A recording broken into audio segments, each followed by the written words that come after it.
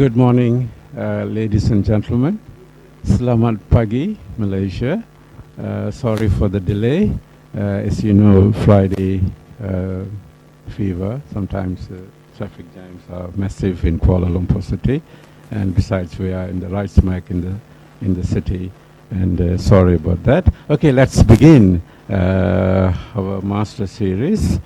I would like to introduce Professor Caroline Gross, Deputy Dean, Faculty of Science, Agriculture, Business and Law. And she has been here for the past 6 weeks, and of course she is 6 weeks here and 6 weeks in Australia and things like that. So she has been fantastic, fabulous in helping to make sure that the delivery of the programs in Malaysia is done accordingly with the Australian system of education, which is moving fine. Thank you, Caroline. And also, I'd like to introduce Professor Alison Sreden from the Business School, and also Professor Jason West, the head of the Business School as well. He is fabulous as well as in background in finance and accounting basis. I'm sure the talk is going to be very, very interesting. So, on behalf of IEG Campus, we are the support center of UNE, and we are going to work together with UNE to take to the greater heights. Without much ado, I will welcome Professor Caroline Gross to take on.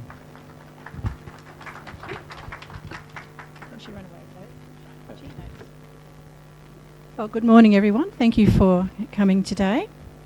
So UNE has been operating with our IEG partners since December, and we have 360 students studying with us, and it really makes us realise how small our neighbourhood is, Asia and Australia, being so closely connected. And that, of course, makes both countries quite susceptible to global volatility. So it's a really topical talk we're going to hear about today from Jason in that regard, to do with business and global opportunities and resilience. But let me introduce you to Professor Jason West. He was appointed as our head of the UNE Business School beginning early February 2019, so just this year. He earned his PhD in mathematical finance from the University of Technology, Sydney in 2004 in the fields of options pricing and commodity price behaviour.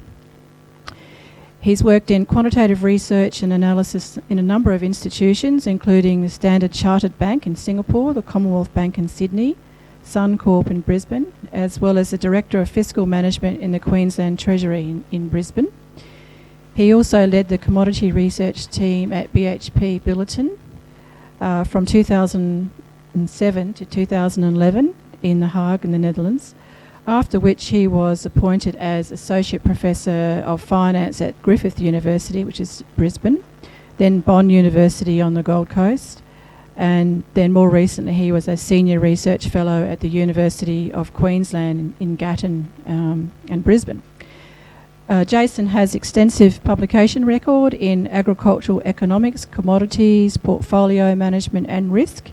He's published more than 50 peer-reviewed journal articles and 2 books since returning to academia in 2011. It's probably more than that now because you've had a few months since we wrote this. Jason has obtained competitive grant funding from ARC, which is our Australian Research Council. It's the most competitive system in Australia.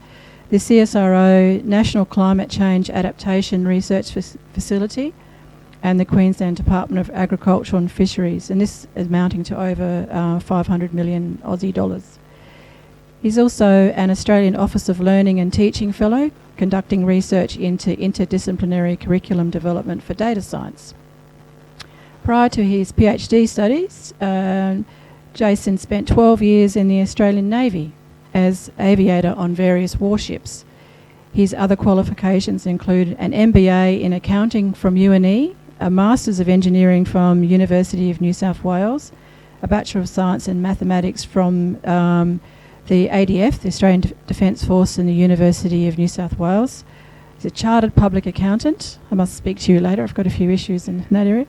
A certified investment management analyst and a professional risk manager. and a chartered secretary of the Governance Institute.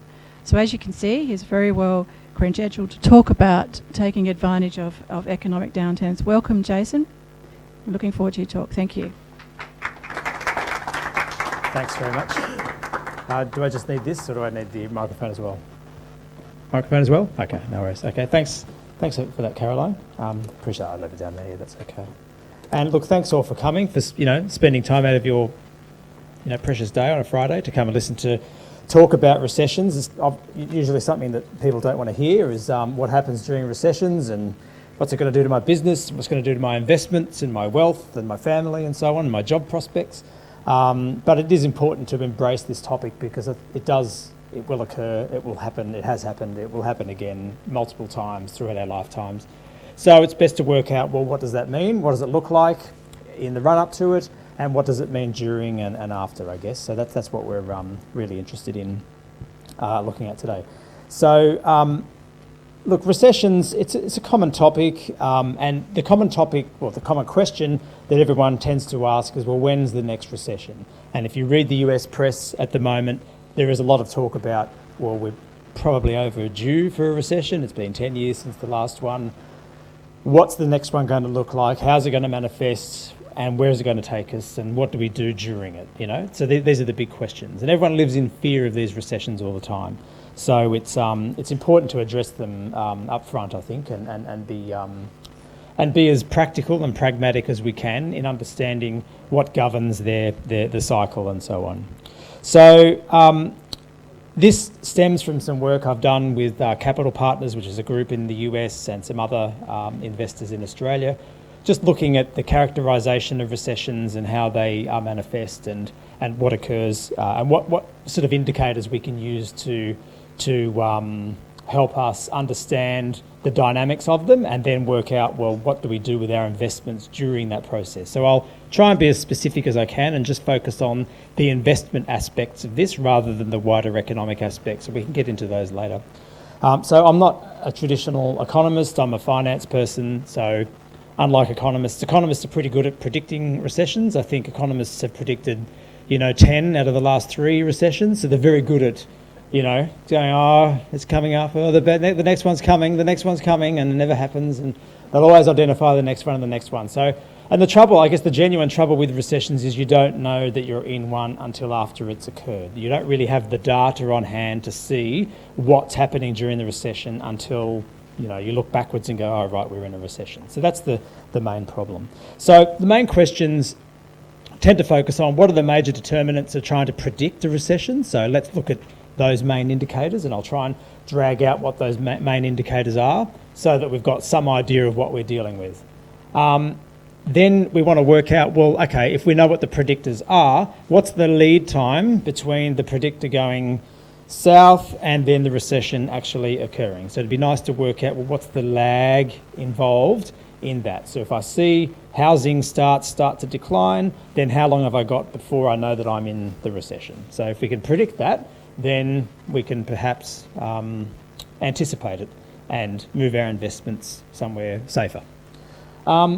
We see a lot of clients in the investment clients really asking, well, will the next recession start this year? And so these are US-based clients that we did this work for, looking at, well, what's the prediction for a recession, in America for next year, for the 2020 is their kind of their rough concern.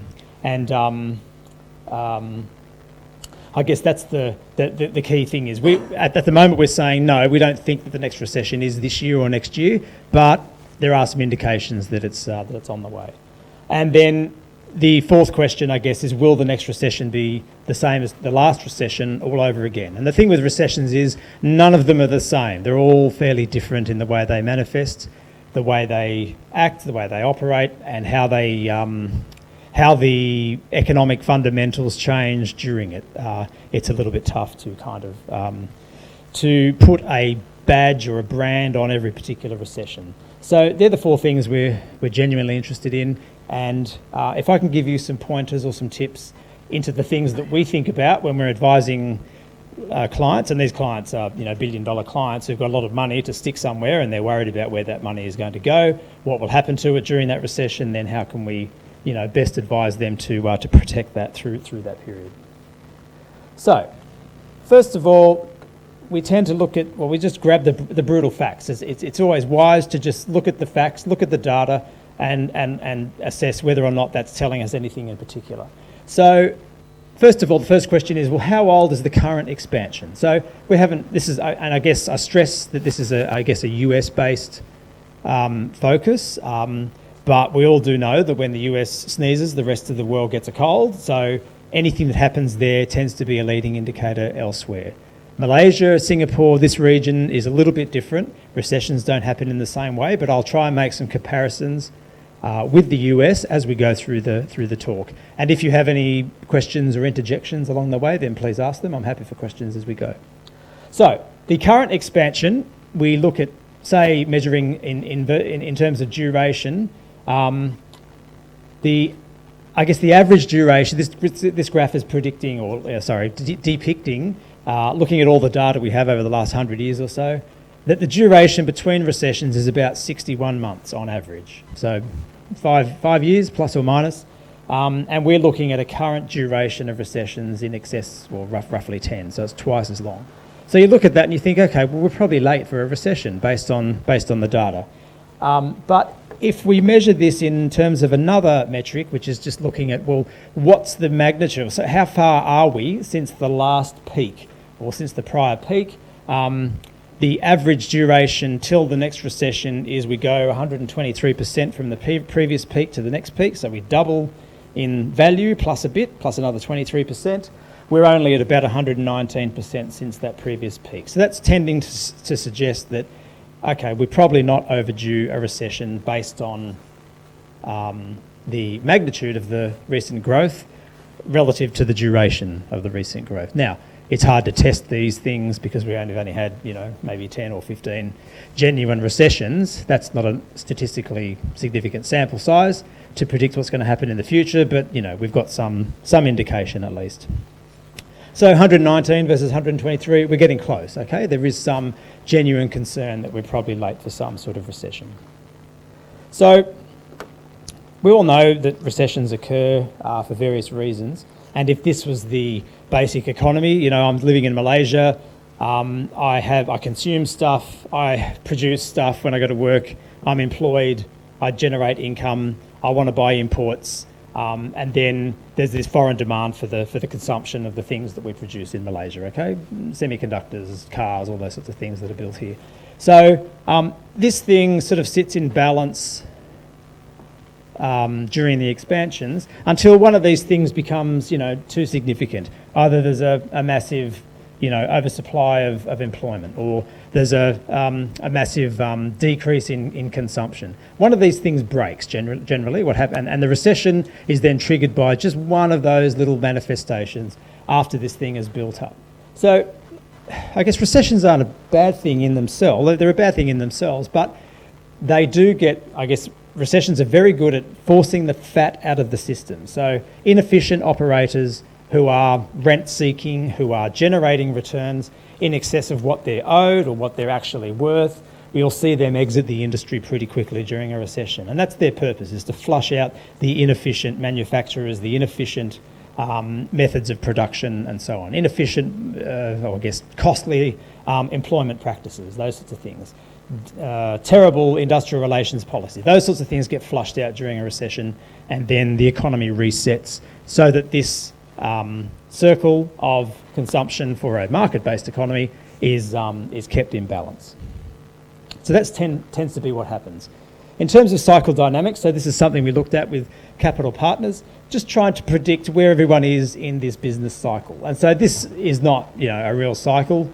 It's like a figment of our imagination of what happens during a business cycle, but we need some way of representing exactly what happens. And every country goes through these things, except maybe North Korea, which is always, flat perhaps, who knows. But generally, market-based economies tend to go through this cycle. And it appears that the countries that are sort of mid-cycle, where they're in full employment, wages are starting to accelerate, profits are peaking, inflation is starting to rise up again towards its target of about 2%. the countries that seem to be in that area are the Eurozone. Japan's probably, it's a tricky one, Japan, because they have funny dynamics. Germany, China is well down the path. And then we have what's known as late in this cycle is the UK and the US and Canada and Australia, New Zealand, and probably Malaysia and Singapore are in this area right about here. We all seem to be late in that cycle. We're seeing profit margins start to come in. We're seeing credit growth moderating, but banks are now starting to lower their cash rates. So they're easing off on monetary supply, trying to force money out into the system to get economic growth going again. But we are still seeing credit being a little bit tight because people are afraid to spend because the recession is coming. Why would I buy something now when I know in 6 months' time there's a recession around the corner and it's going to be cheaper potentially? So I'll hold off. And then that triggers the recession potentially because people aren't spending. They're waiting for the price to fall in 6 months' time. So that's the initiator. Central bank policy tends to tighten, but at the moment it's loosening, so it's a bit confused how that looks. We tend to see inflation starting to rise above target, but at the moment inflation's pretty dormant in most of these areas. Malaysia and Singapore inflation's going pretty well, I would think. Credit is readily available. House prices are rising. So once again, Malaysia and Singapore are bucking the trend a little bit there. But you are seeing profit margins contract here. And then there is this rising breadth of imbalances. You do see massive wealth differences. You do see current account and capital account deficits and surpluses start to expand and so on. So all these things start to, trigger. And we see it in the papers every day. A new thing is released, a new statistic is released, and you can see, okay, well, that's starting to increase. So we can see this recession starting to come. But the question is, when's it going to occur? When are we going to get into this actual point here? It seems that we've been in this world here for a couple of years, and we're not actually moving into that late part of the cycle. So that's the interesting part. And there are other countries that are way in at the other end of the cycle. So countries like India, some of the South American countries, Mexico, you would say, is down that end as well. So they're starting to see a ramp up in their economic activity, housing activity, and so on. So the world isn't all the same. It is all a little bit different, but that tends to be the general consensus at the moment. When are we going to get into this point here where when the recession starts? So I'd like to just start to introduce some of these key indicators that we might be able to look out for to help us unpick exactly what's happening. So what are the warning signs? So generally, the key warning sign for a finance person is that the yield curve inverts, and I'll explain what that means in a moment. But generally, longer-term bond yields or longer-term interest rates tend to be much lower than short-term interest rates. And so the yield curve inverts, which is slightly unusual. It means that we're expecting long-term growth to be very low, long-term inflation to be very low, and much lower than it is today. So that's a key indicator, and it tends to be the best predictor of recessions above everything.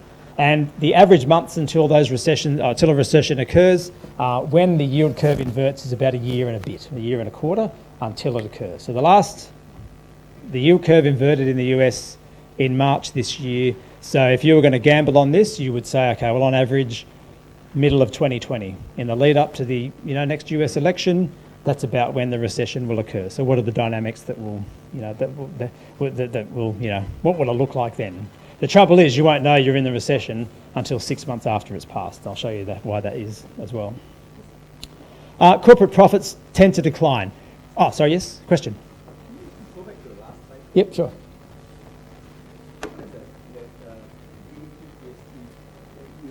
Oh, sorry, yes. So this just indicates the size of the country's GDP.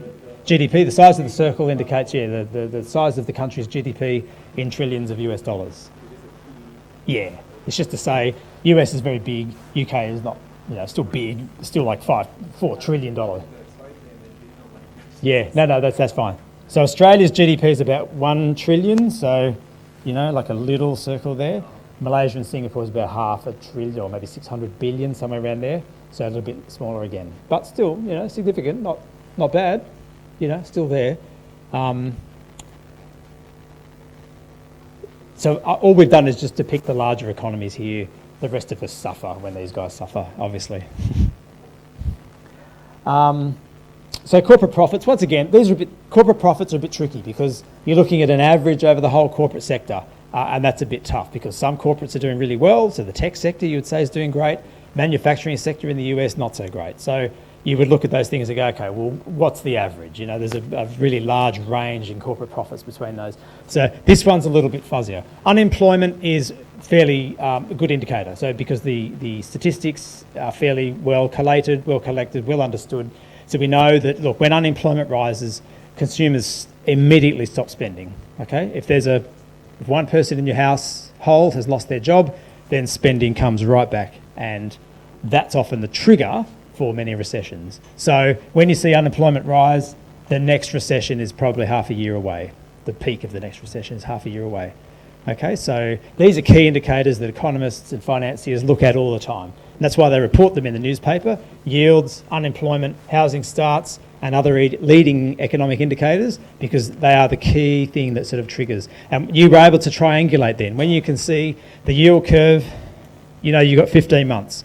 You see unemployment, you know you've got 6 months. You see housing starts, even sooner. So all of these things start to triangulate your reasoning to say, okay, there's a recession pending, so let's think about what that means for us going forward. Housing starts, once again, when they decline by at least 10% from the previous year, so this is the approval for new houses, then you know that a recession is fairly imminent, because you know, I guess the key driver for GDP growth in a country, one of them is housing. It's probably 30% of your GDP is embedded in housing and housing growth, so it's going to be a key indicator or key feature, key element that drives that GDP down. And there are other leading economic indices. So one measure is to look at an aggregation of multiple leading economic indicators, which give you a broad spread across the economy, and there are a range of things. Some things come in, some things go out of those, so you do have to be careful with those things. But the key one is this, for me. It is always, not always, but generally infallible in predicting when a recession is occurring. So if this represents 3-month yields, so short-term yields at about 2 in the US, 2.2%, somewhere around there. They've been hovering around there for quite a while, and have been much lower than that prior to 2018. But longer-term yields, so the 10-year bond yield, you know, well above 2.5%, closer to 3%. That's now come in and has collapsed and is now inverted. So basically, there's no reason why I would buy a 10-year bond, because I can buy a 1-year bond and roll it over 10 times and probably outperform the 10-year bond, okay? So that's where investors are thinking now at the moment. If longer-term projections are low credibility, low stability, very uncertain, then no one's going to put their money in for long-term investment, okay? They're going to, you know, look for shorter-term investment. So the shorter-term investment drives interest rates up, which drives longer-term interest rates down, and those yields switch. And so generally during every recession we can see what the spread between those two looks like. So the spread being the difference between them. The spread there is 0. The spread here is 2.9 minus 2.3, so 0.6. So spread being 0.6, which is about there. So that's where we were a few months ago, and now we're starting to come in and the spread has declined. So the last time that happened was right before the GFC, when everyone had that old holy hell moment. We're in a bit of trouble here. That bank has collapsed and that one's collapsed. Investors have already foreseen this because share prices have declined. So I might take my money out of the 10-year bond and put it into the 3-month bond just in case I need it. And so that indicates, that triggers that yield curve switch. So a normal yield curve looks like that. A flat yield curve looks like that. An inverted yield curve looks like that. And inverted is generally bad. It means that short-term prospects are much, much better than long-term prospects. And we don't want that. We want long-term prospects to be better than short, if we can. If we look to, say, Singapore and Malaysia yield curves, so this represents the yield curve in Singapore. This is the short-term. Money market rates generally dominate the shorter term, so, you know, rolling monthly notes or, you know, forward rate agreements. And then there's a bit of a decline out to the 2-year point. but generally longer term, there is some expectations that longer term yields at 2.5%, a little bit better than 1.8% or so at the shorter end. However, you can see that 6 months ago, 1 month ago, and the other day, a week ago when I did this, the yield curve is starting to flatten, okay? And as it starts to flatten, the question is, will it invert? Will this kick up? As people look at this and they go, well, I'm starting, if I was going to stick some money in a 10-year bond out here, it's about the same as putting it in a 1-year bond. So I might just stick it in a 1-year bond instead. And that drives the demand for 1-year bonds up, which drives yields up, and it drives the demand for 10-year bonds down. So you'll see this flip. And when it hits that point, then you're in not big trouble, but it's generally an indicator for recessionary conditions. Malaysia is looking much, much healthier, to be honest. I mean, yield curve has come down.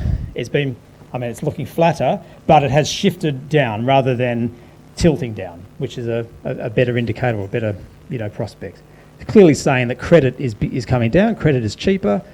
Expectations of future growth in Malaysia are looking good, so that's great. And the whole curve has shifted down, which is exactly what you would like to see.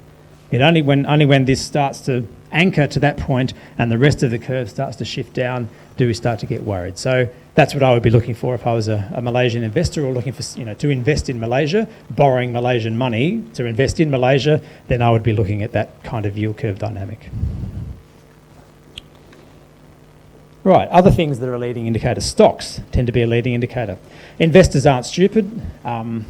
Investors pay investment banks and analysts a lot of money to predict cycles and see how things are progressing. So in the previous recessions, if we look at the average of all recessions in the past, we see that the markets peak roughly 8 months prior to the actual recession, when the economy itself reaches a peak itself. So there's a leading indicator there saying, okay, well, when you see stocks to start to peak and then drop off, then you've got maybe 6 to 8 months before the recession actually starts to bite and occur. But once again, you won't know you're in this period until you're in it, right? Until you go, okay, geez, we're actually in a recession, and then we fall off a cliff, right? And that tends to be what happens. Now, these are genuine recessions where there's a decline in the peak of the market to the nadir of the lowest point of the market by 10% or so. You're looking for a substantial decline.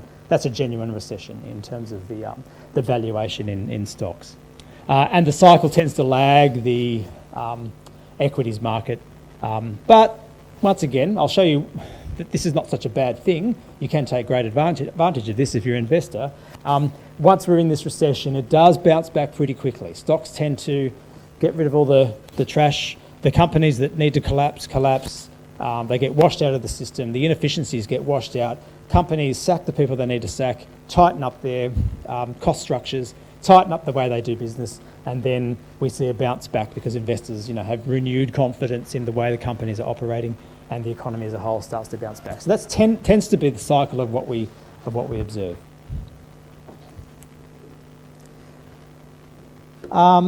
So this is a graphical depiction of unemployment. So this is one of the other indicators that we looked at. So unemployment versus the cost of unemployment. So the light blue line is the unemployment rate, and it's measured on this axis, and the cost of the growth in employment, so how much it costs to pay those employees, is on this axis here in the dark blue. And so we see prior to every recession, there tends to be a massive gap between how much it costs to pay your workers and how many workers are not employed. So we see a really large gap followed by an immediate recession. Gap occurs here as well, but no recession. Gap occurs here, there was. So this was the recession in the late 90s, the one that we all had to have, where we see that employment conditions contract straight away.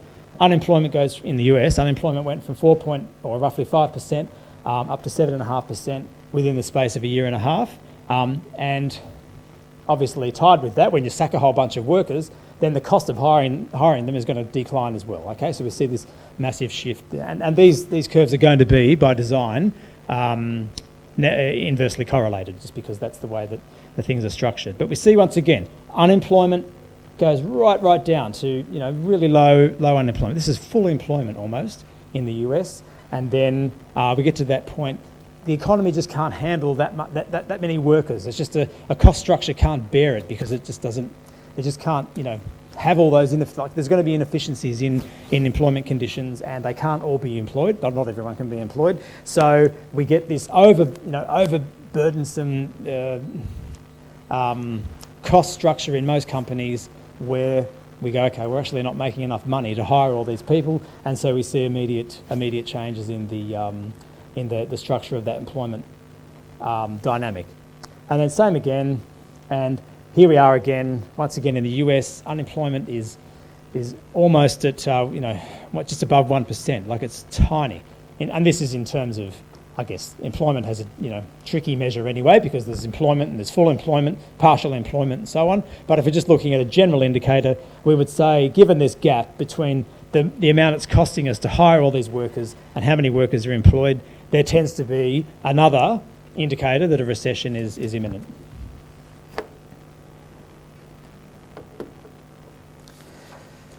Okay, so another indicator is corporate debt. So this is where corporates are borrowing. If a corporate is comfortable with their future prospects, they'll borrow money because they're confident they can pay back the interest and the principal as and when it falls due. If you're not confident about that, then you tend to raise equity instead.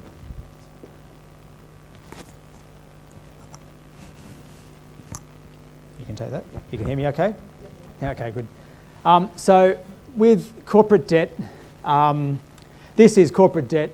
This is non-financial US corporate sector borrowing, so non-banks, just looking at the industrial sector in the US.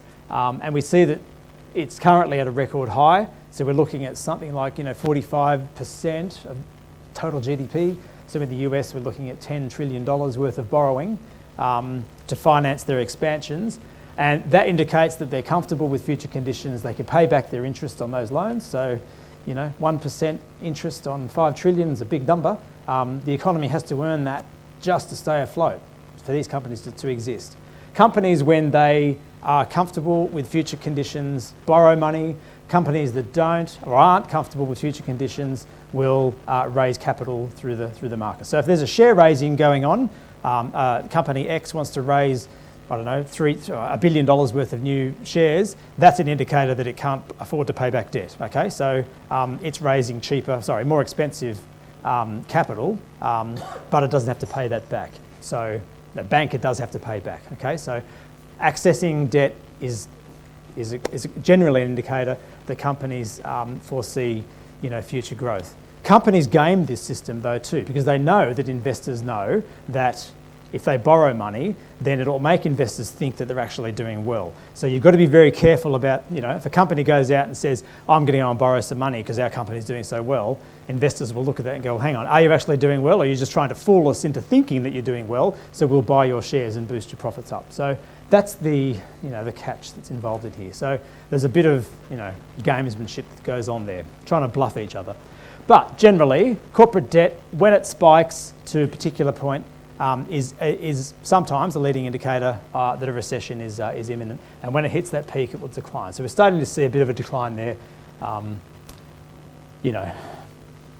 This is a weaker indication of recessionary behaviour than anything else, but it is instructive.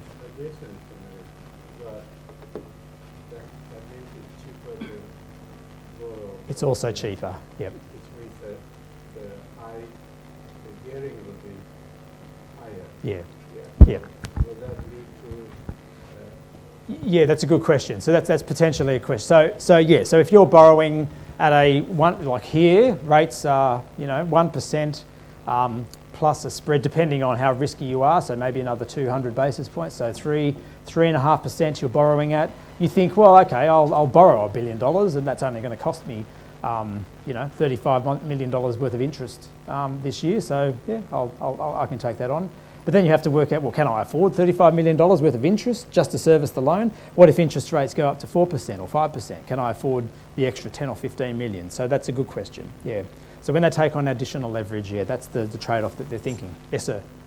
Question. I'm just curious about the causality of of the debt and the recession. Don't you think it's the other way around, that whenever the recession occurs, then the debt goes down? The debt goes down, yeah, exactly. So that's a good point. And that's what this doesn't depict, is going, okay, well, during this recession here, how many companies actually folded and disappeared, and that debt then just disappeared with it, right? It just, yeah. So obviously the debt came down not because companies paid it back, but because it disappeared. Investors had to write it off. So it's a very good point. So the graph doesn't really show causality of which causes what, right? Yeah, that's so right. So it may be misrepresentative of the debt being an indicator of recession, right? Yep, yeah, it's a very good point. It would probably be better on this graph to put interest rates where interest rates were as we go through time. Yep.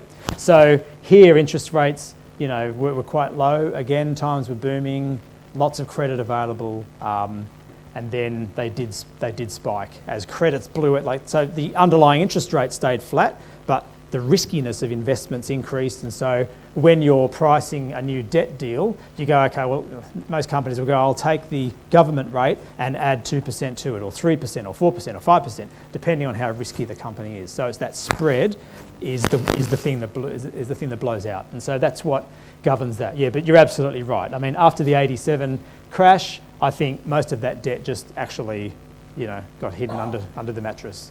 It didn't decline. People didn't pay it back. It just disappeared and got written off as a bad loan. Yeah, but it's a very good point. And then the other thing that is instructive on this one is looking at corporate debt excess. So what's actually driving corporate debt and so on. So and what's the outflow from that? So if we look at something like free cash flow, and this notion of free cash flow is if I'm a company, I've paid back all my operational costs, I've paid my employees, I've paid my tax, what have I got left? I've got some money to pay back the people who I've borrowed money from, and I've got some money to pay back my investors, my share investors. So that's the notion of free cash flow. How much have I got to actually pay back the sources of my capital? And so we've seen that, you know, free cash flow available for companies during the previous recession, or during this period here, was quite flat, okay? So the economy wasn't growing, yet dividends and share buybacks were going up and up and up. So companies can only do that in one of two ways. They can either have a stash of cash in their bank vault on their balance sheet that they're able to pay back their investors and go, okay, well, yep, even though our free cash flow is flat, we'll take money out of reserves to maintain those high dividends that you all really enjoy and you want to spend on your holidays and so on through that period. That's one source. The other source is you go and borrow the money. So you can borrow the money at 1%, pay back your investors at whatever, and hope that, you know, at 2%, 3%, and hope that eventually, you know, comes back in, and I can, you know, earn enough money in the future to help me pay back the debt that I've used to pay back your investment. So this is a bit of a Bernie Madoff type of you know, pyramid scheme where I borrow money to pay back my investors and hide the fact potentially that I'm actually doing well when in fact I'm not. I'm borrowing at cheaper rates and paying it back at, you know, paying back expensive rates. So that's the trouble there. We have this big, you know, fat in the system. I'm using debt to pay back my investors, my share investors especially, and same thing is happening here. Free cash flows aren't doing terrific in the US. Profits are high, but free cash flow, after I've paid all my taxes and so on, they're not so high. So there is this gap here. So that's fairly scary. And that tends to happen a lot, but it has been happening for some time, okay? So we think that there was a lot of cash reserves in many US corporates during this period here, and they're just using those cash reserves to pay back those dividends. You know, the loyalty sort of thing, the loyalty premium to their investors. Keep investing in us. We'll eventually come through the bad times and come out, through the bad times out to the good times. Yeah. Yes, sir.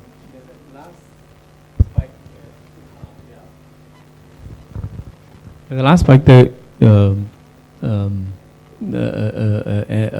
do you call it? A result of Donald Trump's corporate new tax policies. It's not a bad idea. It's actually a good suggestion, I think. So in the US, yeah, that's probably true. So the US has just released a tax policy or tax shift last year where company taxes were 35%, now they're 22.5%. And so that's come right down, as well as a holiday in taxable income for companies who repatriate their wealth back into the US. So large companies, if they're repatriating their wealth back into the US, are not going to be double taxed. So they get a dispensation, I think, and they only have to pay 15% one-off tax if they bring their $1 billion that's sitting in Ireland somewhere, bring it back into the US and hold it in the US coffers and increase the money supply in the US. So that could be a potential indicator that credit growth has just landed on US balance sheets instead of being on some offshore balance sheet below the line. So, yep, probably a good suggestion. Okay, so I guess the trouble is we know there's a recession going to occur. We don't know when. It'll probably look like different types. We're going to suffer some pain during it. But what are we actually looking at? If we look over the previous 60 or 70 years, we see that the bull market increases, and this is, I guess, an investor-centric slide. We see the bull market go up rather dramatically in between each of these recessions, and the bull markets tend to last much, much longer than the bear market recessionary periods in between. So the average bull market return for each of these epochs in between recessions was about 263%. So if I invest $1, I get $2.63 at the end of that bull market over that period of time, on average. And it lasts for 71 months, so 6 years.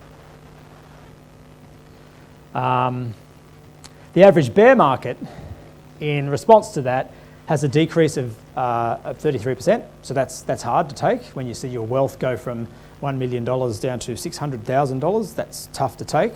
But be comforted in the fact that that's only going to last for 14 months, and then hopefully that'll be over, and then the next bear market will start again, and off you go for your next round of 263% increases. So this is meant to be the comforting slide to make you feel better about a recession, that it's not going to last forever. It lasts about a year, and then you tend to come out of it. Now, the last one was pretty deep and lasted a long time. The question is, will the next one be even deeper and deeper again? Okay, so I guess the mathematicians in the room will go, look, this looks like a Fibonacci set, and you can see the numbers starting to increase, more dramatically as you go through time. So given that pattern, we would expect that, but of course, economics is much more complicated than that, so we can't really rely on that basic fact alone.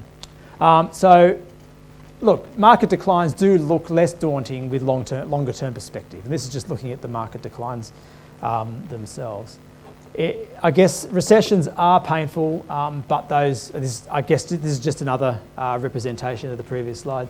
But expansions have been powerful. In the US, recessions occur roughly 12 to 13% of the time. In Malaysia and Singapore, it's much shorter. Australia, much shorter again. So Australia hasn't had a recession for about 30 years. So quite a long time. Singapore does swing wildly because it's tied to certain things like oil prices and growth in the Asian region. Malaysia, much less volatile than Singapore, but certainly Malaysia hasn't suffered a bad recession since '97, I guess, since the Asian financial crisis. So Malaysia has done pretty well as well over the last 25 years, 20 years at least. So long bull markets for Malaysia, stretching from way down here all the way up. Okay, so these recessions don't last long. Maybe 10 to 13% of your life is spent in a recession. Yes, sir. Does this rely on the policies of the government?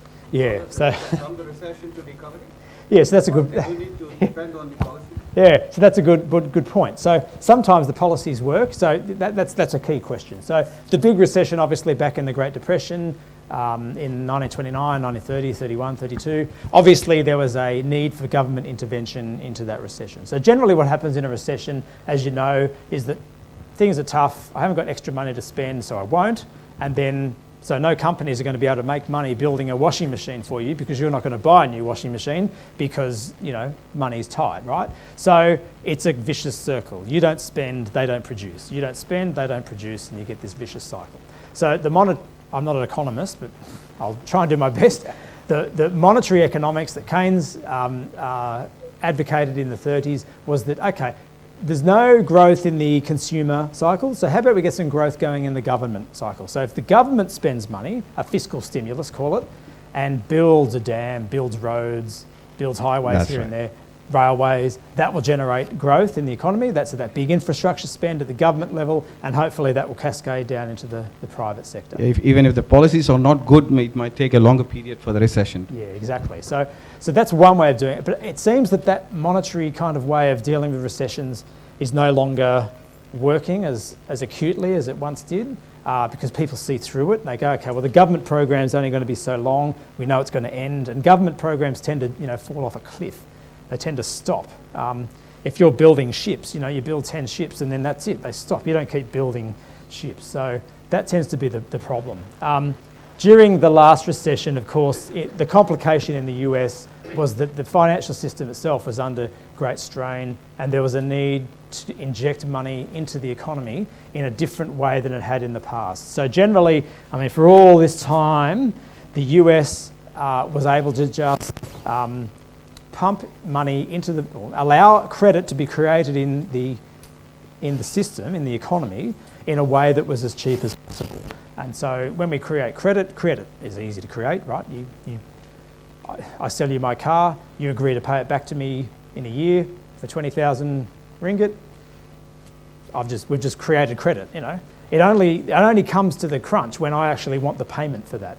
And that's when the big crunch comes. So we can create all this credit, that's easy to create, this money, so-called money supply is created through that process. But in the US, that only lasted so long, and they went, okay, we actually need to increase the money supply genuinely. So we have to invent money, and money is, we could talk for weeks on what money is, right? So don't get me started on that because I don't know the answer. But the way we sort of create money, this was that quantitative easing, was actually to print money and just invent it. Here's $700 billion worth of money that I've just invented, now go and spend it. And so that's what the quantitative easing program was aimed to do there. Now, whether or not that in itself will help trigger the next recession is a key question. So most of the central banks are now getting to the point to create growth in the economy. They've lowered interest rates as far as they possibly can. Where's the next stimulus going to come from?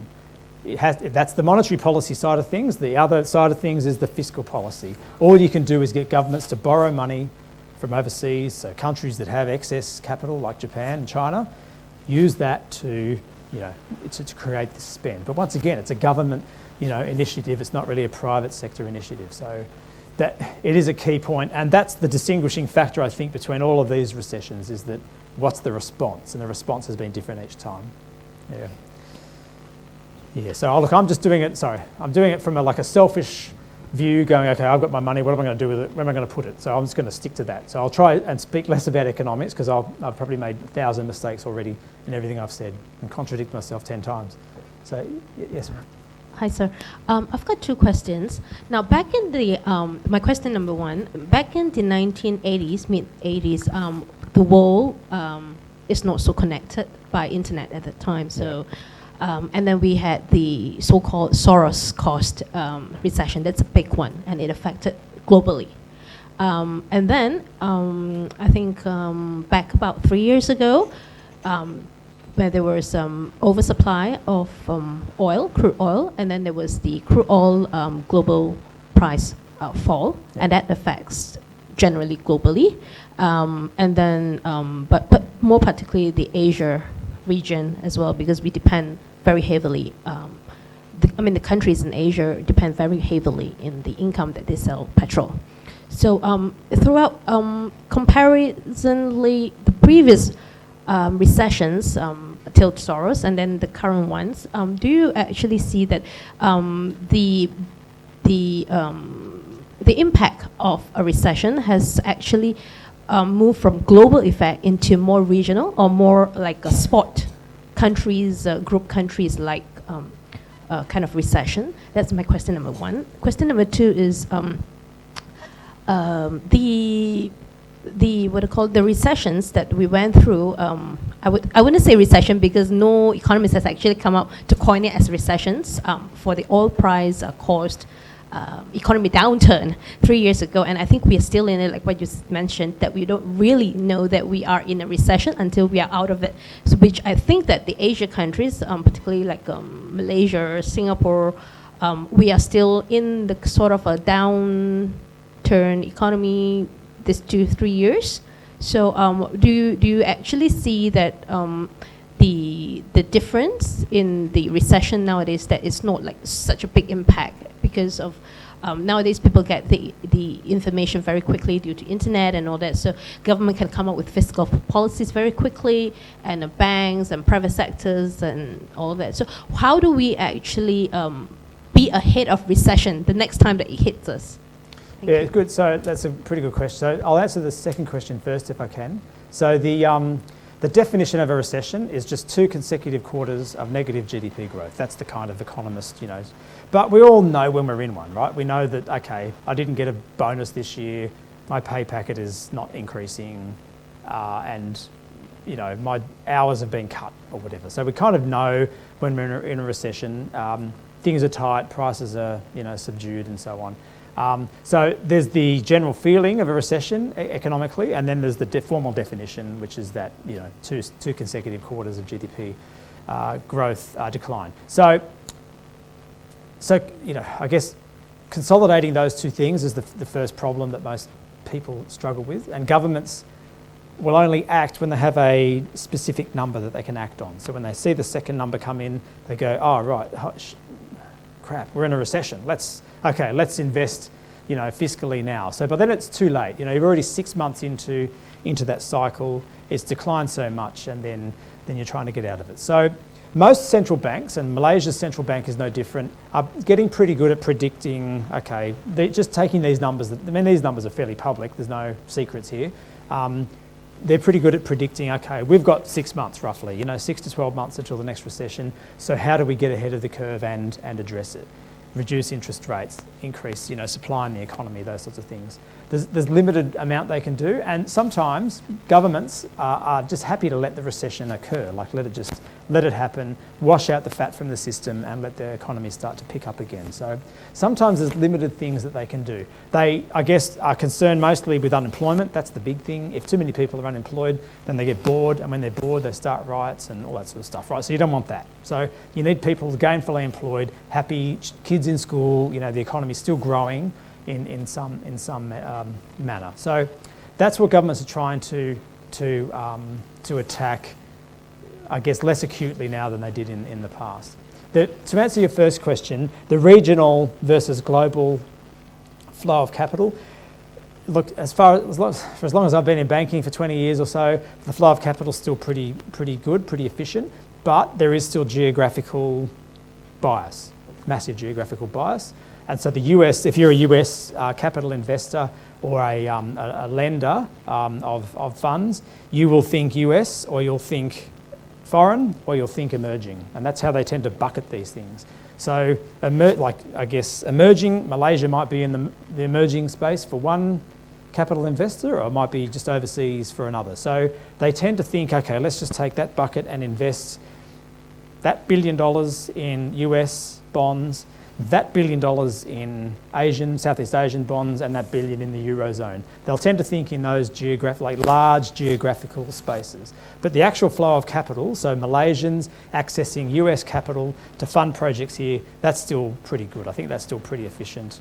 There's no bias necessarily against that. It's only when capital controls come in, and this is what Dr. Mahathir did in the late 90s. He went, okay, boom, shut that down, stop exchange rates floating, let's stop the outflow of capital.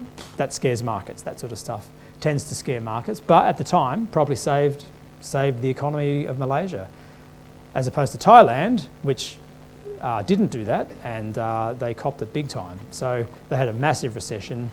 Malaysia didn't. So those kind of heavy-handed tactics that governments are starting to use are becoming more prevalent. In terms of the oil thing, I mean, Malaysia's income is tied heavily to oil. That's true.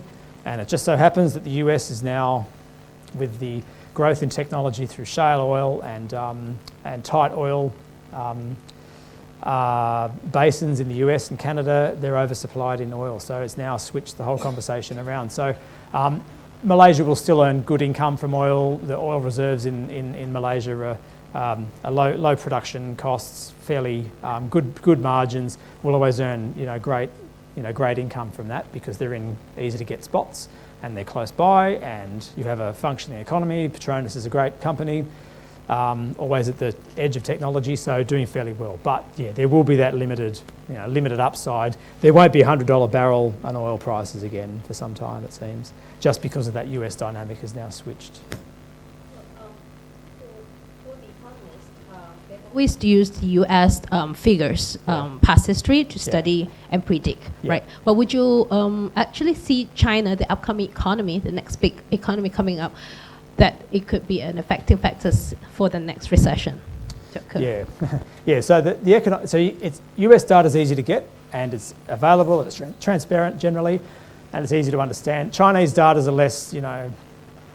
less easy.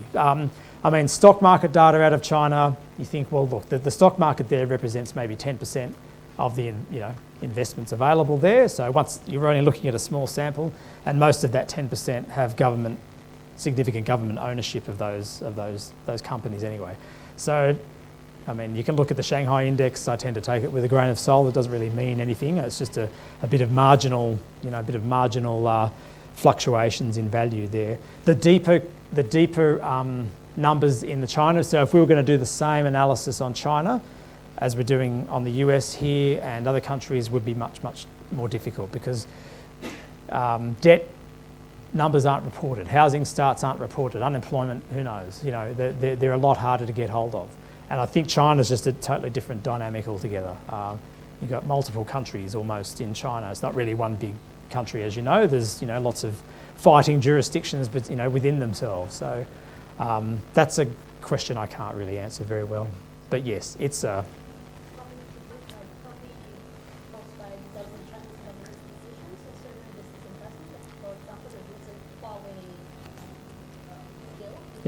Yep.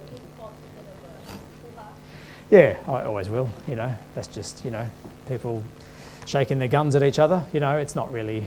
I don't think it's a long-term thing. I think it's just a bit of gamesmanship going on to try and reset the international scene a little bit. I think China has done fairly well in keeping its interest rates low for a long period of time, dominating the industries, or some industries in manufacturing for a long period of time, and it now owns the total market share. It's the dominant market producer in those. So now the rest of the world is going, well, hang on, you're dumping this stuff on us at low price. We've enjoyed low prices for a long time, and now prices are starting to rise, and we can't buy it from anywhere else. So, yeah, dependency.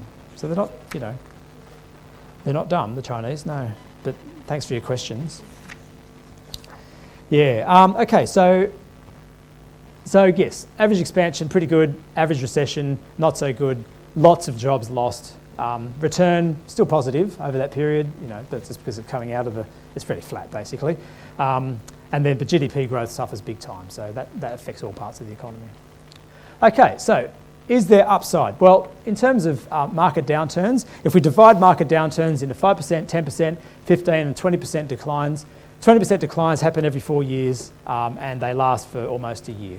But 10% declines, this is more of a correction than a decline. It's fairly rapid, okay? After 3 months, you'll see it start to wash through. And we see these fairly regularly. Every year, you'll see some sort of correction occur. Now we're interested in working out what the upside to this volatility is. And then once again, this is just another depiction of seeing, okay, well, what happens in year to year where volatility, so standard deviation of stock returns over that year, is it when it declines by between 1% and 2% is the green bar, when it declines by 2% to 3%, 3% to 4% or 4% and above. So we see in 2008 quite an even or roughly even spread of large declines through that year, volatility through that year. So we're seeing prices go up and down fairly rapidly, but large price decreases during that year. And at the moment we're starting to see the grey bar here starting to peak its head. So there's a lot of volatility in the market. People are nervous, and when they're nervous, they tend to buy and sell their stocks more rapidly because they're a bit worried about, well, I'll just, start to withdraw some money, put it over there, put it over there, put it over there. You see this volatility start to occur. So it started to spike there. It did spike here as well, but then declined. So, once again, these are all just sort of leading indicators. All right, so I guess we get to that point. We go, okay, I've got some money, I've got my company, I've got my family, I've got all these things that I'm doing. What am I going to do about it? Right, so the first thing you need to do is get rid of emotion. Take emotion out of your brain and just get rid of it and stick to rational thought. Okay, so during the previous recession in Australia, not recession, sorry, I guess the global recession that occurred, the greatest switch of cash from shares into cash, the greatest transfer of wealth from shares into cash occurred right at the bottom of the market. Market declined by 30%. Everyone went, holy hell, I'm taking my money out and I'm going to put it into cash. Now that is the worst time to do that, okay? So investors will often sell right at the bottom of the market. And then when the market's going great, oh, house prices are going up, I better get a house. Oh, they're going up again, I better get another house. You know, at the top, investors often buy up here, like it's ridiculous, you know. So we always buy high and then we always sell low, which is the worst thing an investor can do. But that's because we're governed by this bloody thing here, right? We can't get around, we can't get away from it. So it's emotion drives everything. So what can we do with it? The best thing you can do is to stay invested in the market during the period of the recession. So if I was to just stay invested for the entire period over all of the recessions we've looked at, then if you just stay invested over that period, prices go up, down, up, down, up, down. Then if I started with $1,000, then over this 10-year period from 2009 to 18, I would have started with 10 and ended up with, 1,000, I would have ended up with 2,775. Okay, so just stay invested.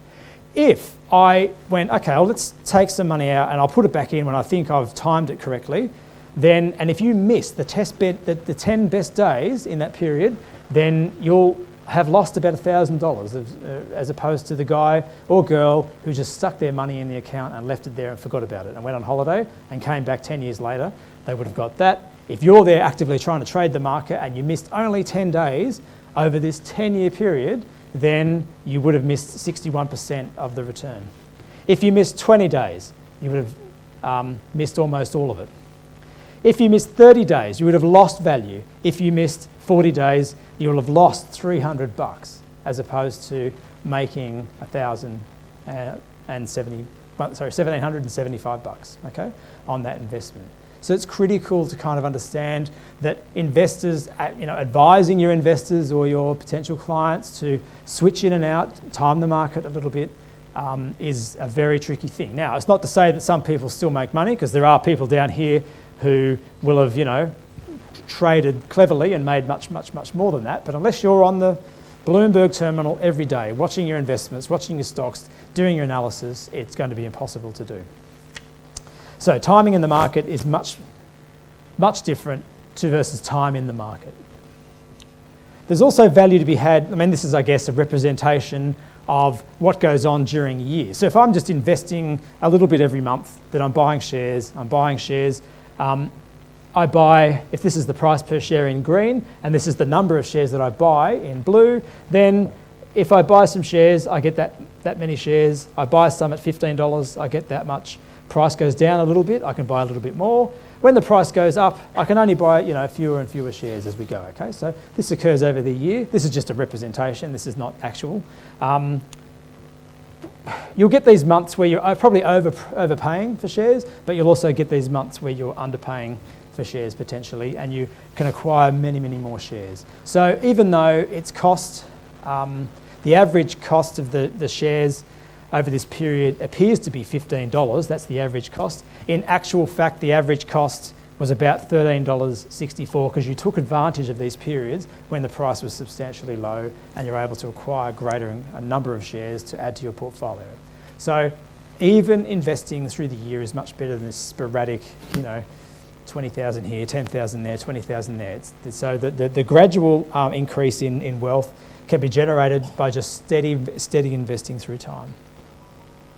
And then, once again, we have to take into account the fact that correlation is our saviour in many cases. So if I plot from 2009 to 2018, which asset class, and an asset class is basically US stock, US bond, foreign bond, US property, foreign property, all these big, broad investment themes, you see that there's no general thing that outperforms in any one year.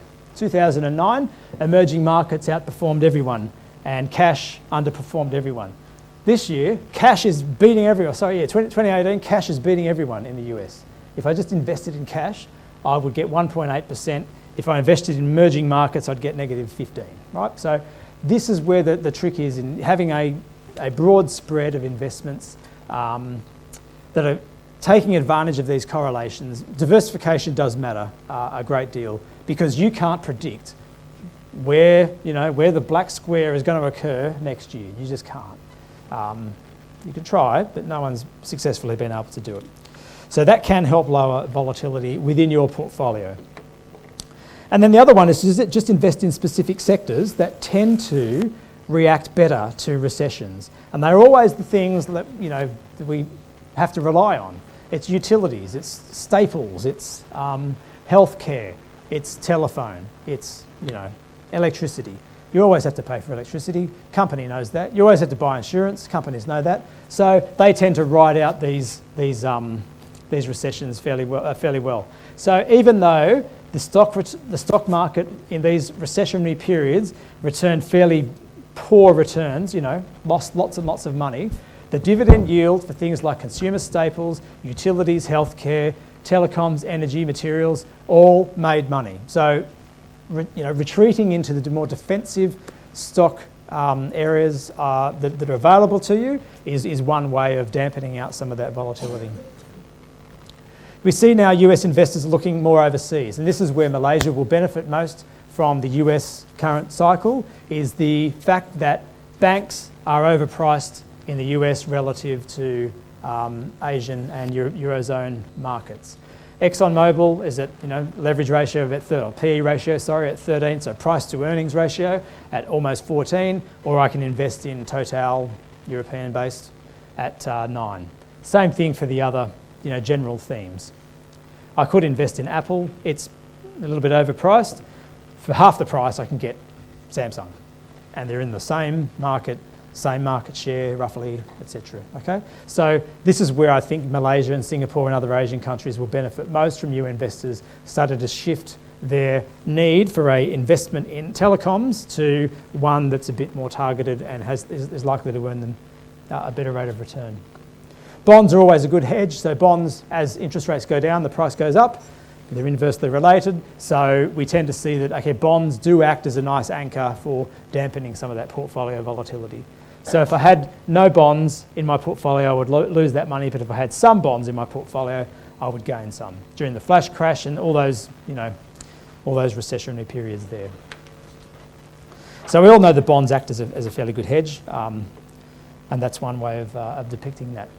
There are particular trading strategies we can look at. So if I was to look at investing in the market, so if I'm investing in stocks, then on average, stocks have a 15% volatility as measured by standard deviation of annual returns, and the returns are roughly, say, 11% year on year, through time. We all know that, bonds earn less but are less risky. Cash earns much less but is much, much less risky as well. With equities, we don't have to just invest in the stock market. I can pick which equities I want to invest in.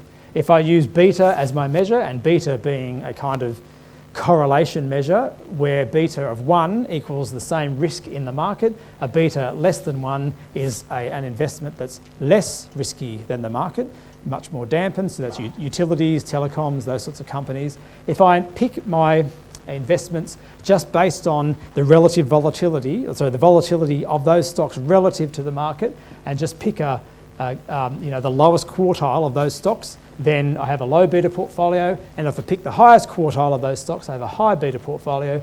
Then, so for the high beta portfolio, I'm earning almost 13% at 25% volatility versus 11 for half the volatility for a low beta stock. So this beta does get fairly flat. You still will increase your returns, but at what price? And this is the price.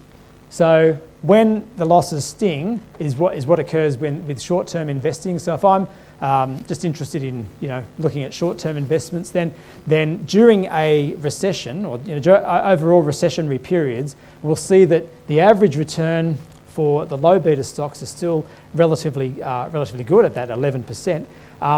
But it will only draw down half the amount of time during those recessionary periods relative to high beta stocks, which will draw down much greater amounts during those recessionary periods. And there's a bit of an even spread of the other quartiles through there as well, quintiles, sorry. And then we can see that, okay, well, if I was to just go for a flat 60% investment in equities and 40% investment in bonds portfolio, that looks safe, but is probably not as safe as investing in just a standard low beta portfolio, stocks that are relatively resistant to recessions. That's one way of defeating that. And all of this is just simply looking at the beta of every stock, ranking them, taking the bottom quartile, the bottom quintile, the bottom 20%, and investing in that. And that's my portfolio right there.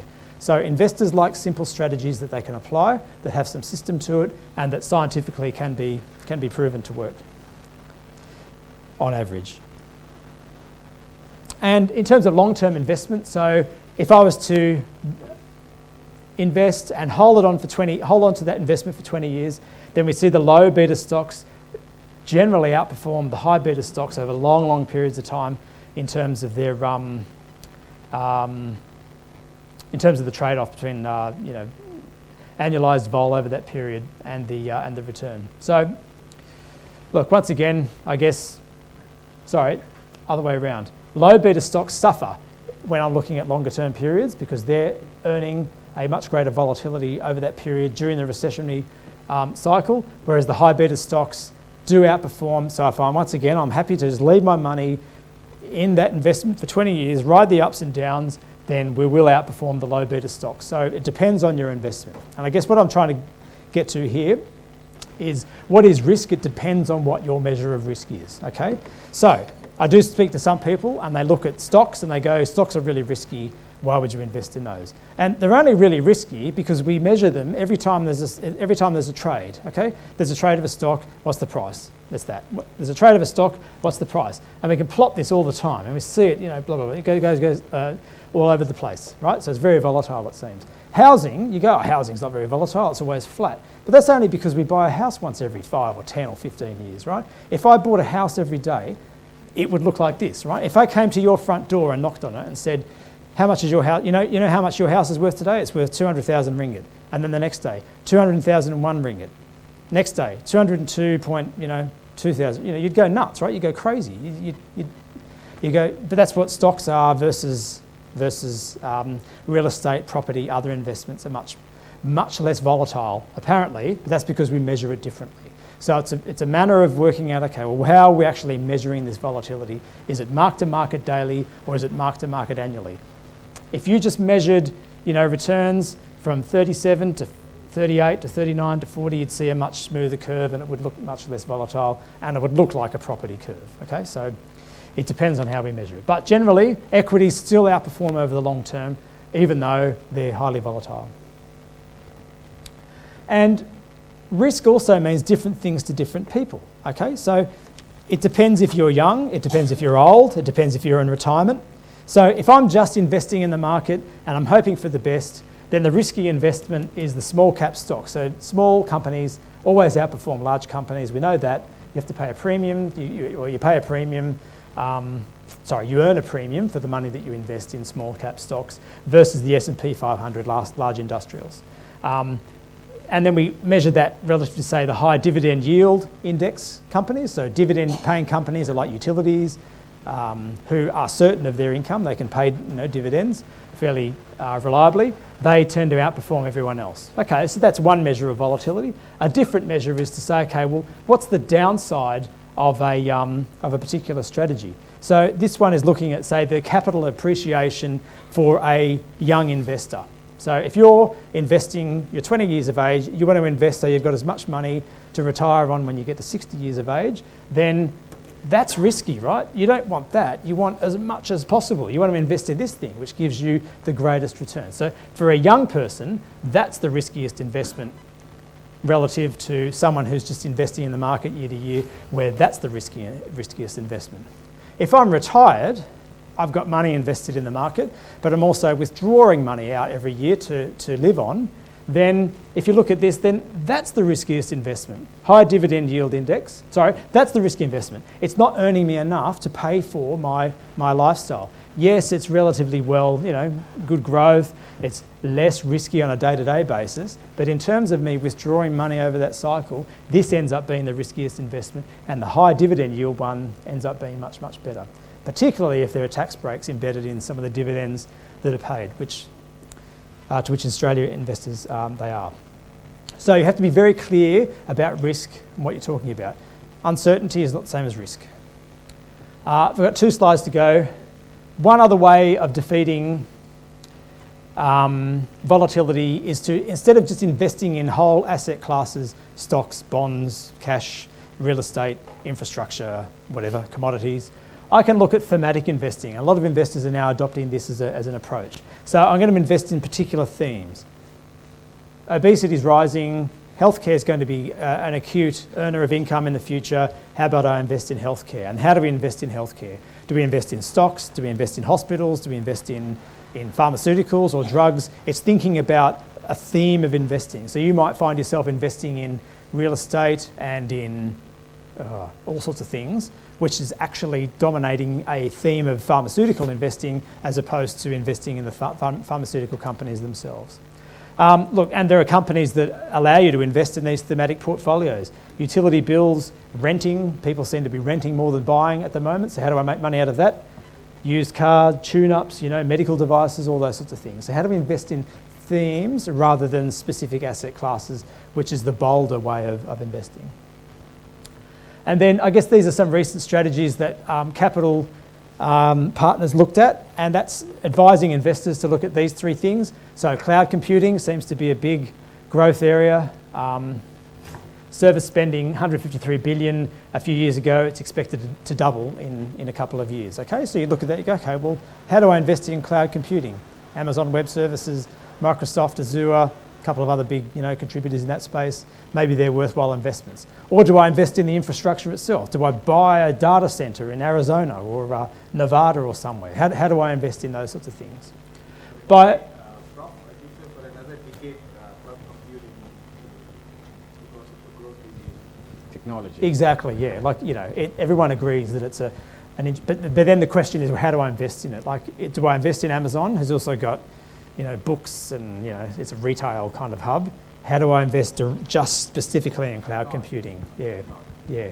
So do I invest in Cyberjaya? How do I invest in Cyberjaya and take advantage of that? Do I buy real estate there, or do I invest in a startup there? These are the questions that people start to ask in those broad investment themes. Same with pharmaceuticals and airline travel. So in Asia last year, there were 100 million people who got on an aeroplane for the first time. Okay. So you think, okay, well, what's that going to look like next year and the year after and the year after? They've gone once, they're probably going to go again, so there's going to be growth there. How do I invest in airline travel, though? Do I invest in airlines or airports or taxi? I don't know. These are broader thematic questions that it just presents a new interesting way of thinking about investment themes for some people. And that's all I had. I hope that was of some interest to you, and any questions, please?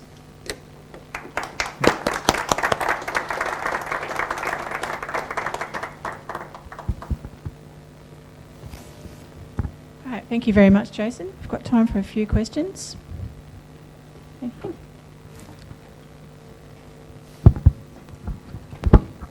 I think based on your inverted yield curve, US went in last March, right?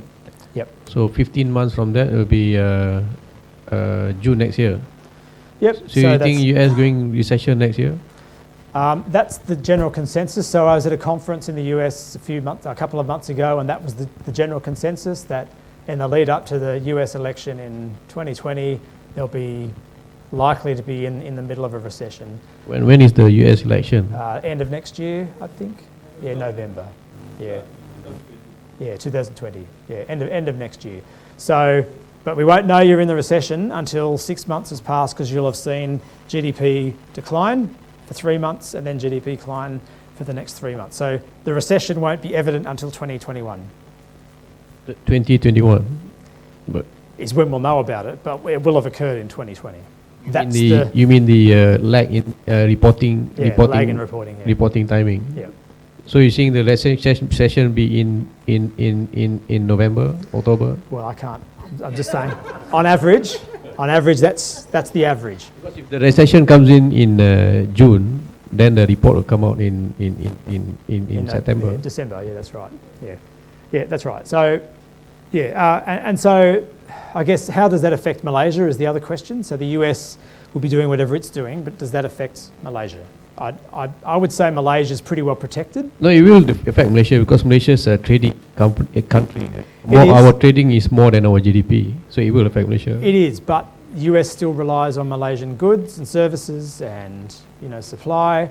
Oil prices here in Malaysia, like the oil revenue dampens a lot of recessionary behaviour. Property, still going pretty well. So I'd be careful about predicting a flow-on effect into Southeast Asia. I mean, it will affect Europe and Canada, probably China and Japan more than it will affect Malaysia, I'd say. But there's likely to be a dip, yeah, for sure. Capital will be more expensive to get hold of. So if America is reluctant to invest abroad, keep their money inside the US, well, just, it's always a flight to quality during a recession. So you tend to stick your money where you trust it more. There'll be a bit more of that. However, I mean, there are large pension funds, there are large investment funds in America still looking for yield.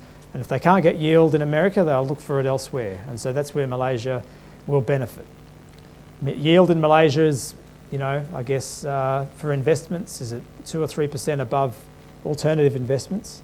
So it's still an attractive investment hub. Stable, secure government, capital flows are easy, taxes low, generally relative. It's easy to employ people here, good quality people. It's still an attractive place to invest. What's the reason for the US recession next year? Because 2009 is because of the credit crunch, right? Yep. So this time around, what is the reason? Yeah, good question. It's hard to say. It could be mortgage-backed securities again. It could be, I think, just an oversupply an undersupply of employed workers. It could be anything. There's always going to be something that triggers a clean out of inefficiencies. There are inefficiencies in America. It's just a question of where they're occurring. Costs are going up. Cost structures in US companies are going up. They're holding a lot of cash, but things are increasing in cost, energy, and so on. So it's hard to say. This Trump, he reduced interest rate, but increased government spending and reduced taxes. So where is he getting his money to finance all this? Yeah, they're just borrowing it, basically. So they're increasing the money supply. Yeah. Yep. So why is the US dollar still not falling? I mean, it's still, Yeah, I guess the US has an uneasy relationship with credit. Credit is fine. There's nothing wrong with credit in itself, so long as you can afford to service that debt. You can service the debt if you grow, and if you grow, that means you need either internal growth, domestic growth, or you have to import the growth in somehow. So China's okay. They've got a lot of domestic growth, a lot of spare capacity in there to increase.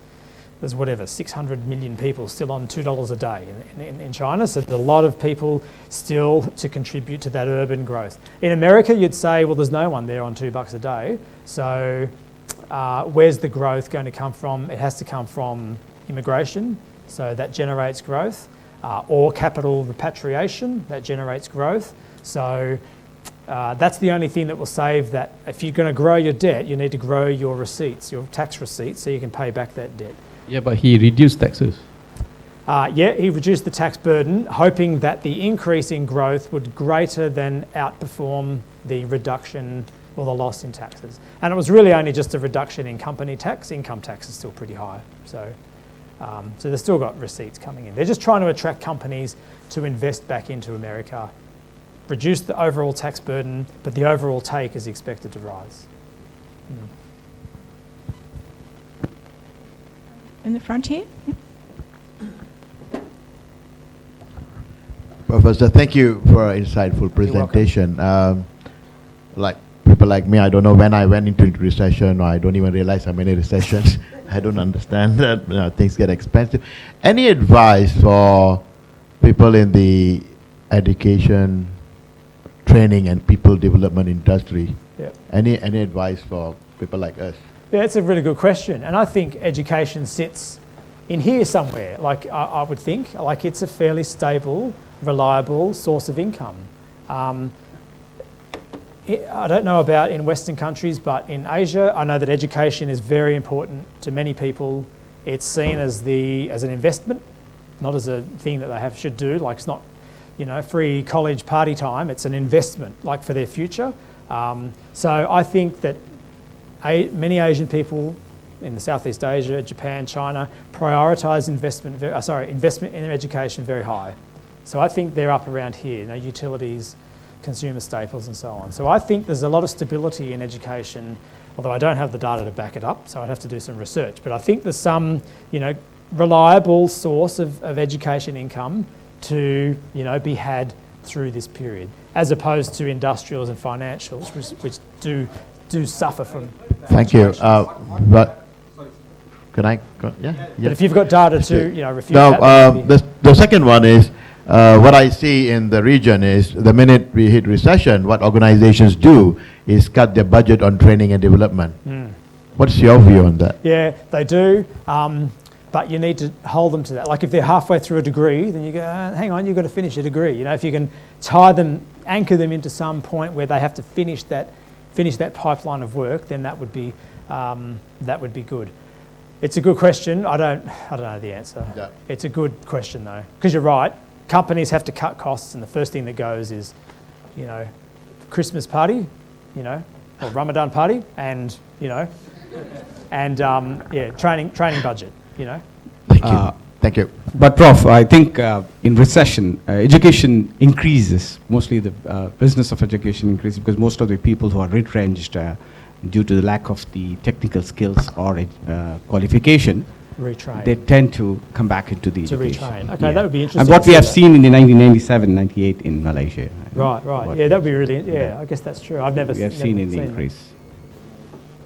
I was with one of the colleges which just started at that particular time, and we saw the growth tremendously. Right. Especially in the part-time. So we used to have part-time 6 to 9:30. That growth we have seen tremendous. Right. So it's impact. In there. So it's a reliable investor. Yes. So invest in IAG. Is what Yes. you're saying. Okay. Buy shares in IAG. I have one question here. Sure, okay. Yeah. The Malaysian Institute of Economic Research keeps warning us that consumer sentiment index is low. Purchasing power has become quite stagnant actually. And property prices have spiraled up maximum in Malaysia right now. It has become so unaffordable. So what is the economic outlook for Malaysia, and what should businesses do about it? So this is, and I think Malaysia is going to replicate the US in exactly this depiction here. When the yield curve inverts, you've got some time till you know you're in that recession, but these things housing starts will be the key indicator. And housing starts in the US are a little bit different. That's when you're just looking at residential housing. I'm going to build a house and I've put down a deposit and paid for it, as opposed to a developer building a condominium and then going, okay, I'm now open for business. So I think it's a little harder in Asia because you just build these big condominiums and then hope that people, come along and invest in them. Whereas in the US at least, you have to provide some, capital as the occupier of that house initially. So you do see it much more acutely. The credit growth, so corporate profits, I guess, is a leading indicator of credit growth.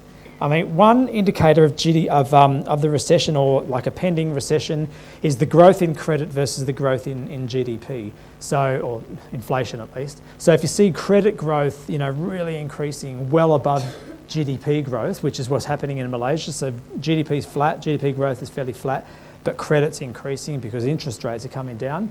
That tends to indicate that inflation is about to increase. And then the question is, well, does inflation start to increase too quickly to rein in, and what happens when inflation increases rapidly is interest rates increase rapidly, short-term interest rates increase much more rapidly than long-term, and then you get this instant, reversion in the yield curve.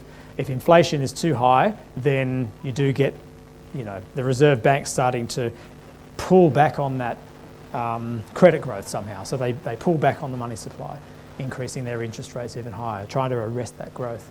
So Malaysia's in an interesting, position. But this, I think it's the credit growth and housing starts will be much more of a leading indicator than anything.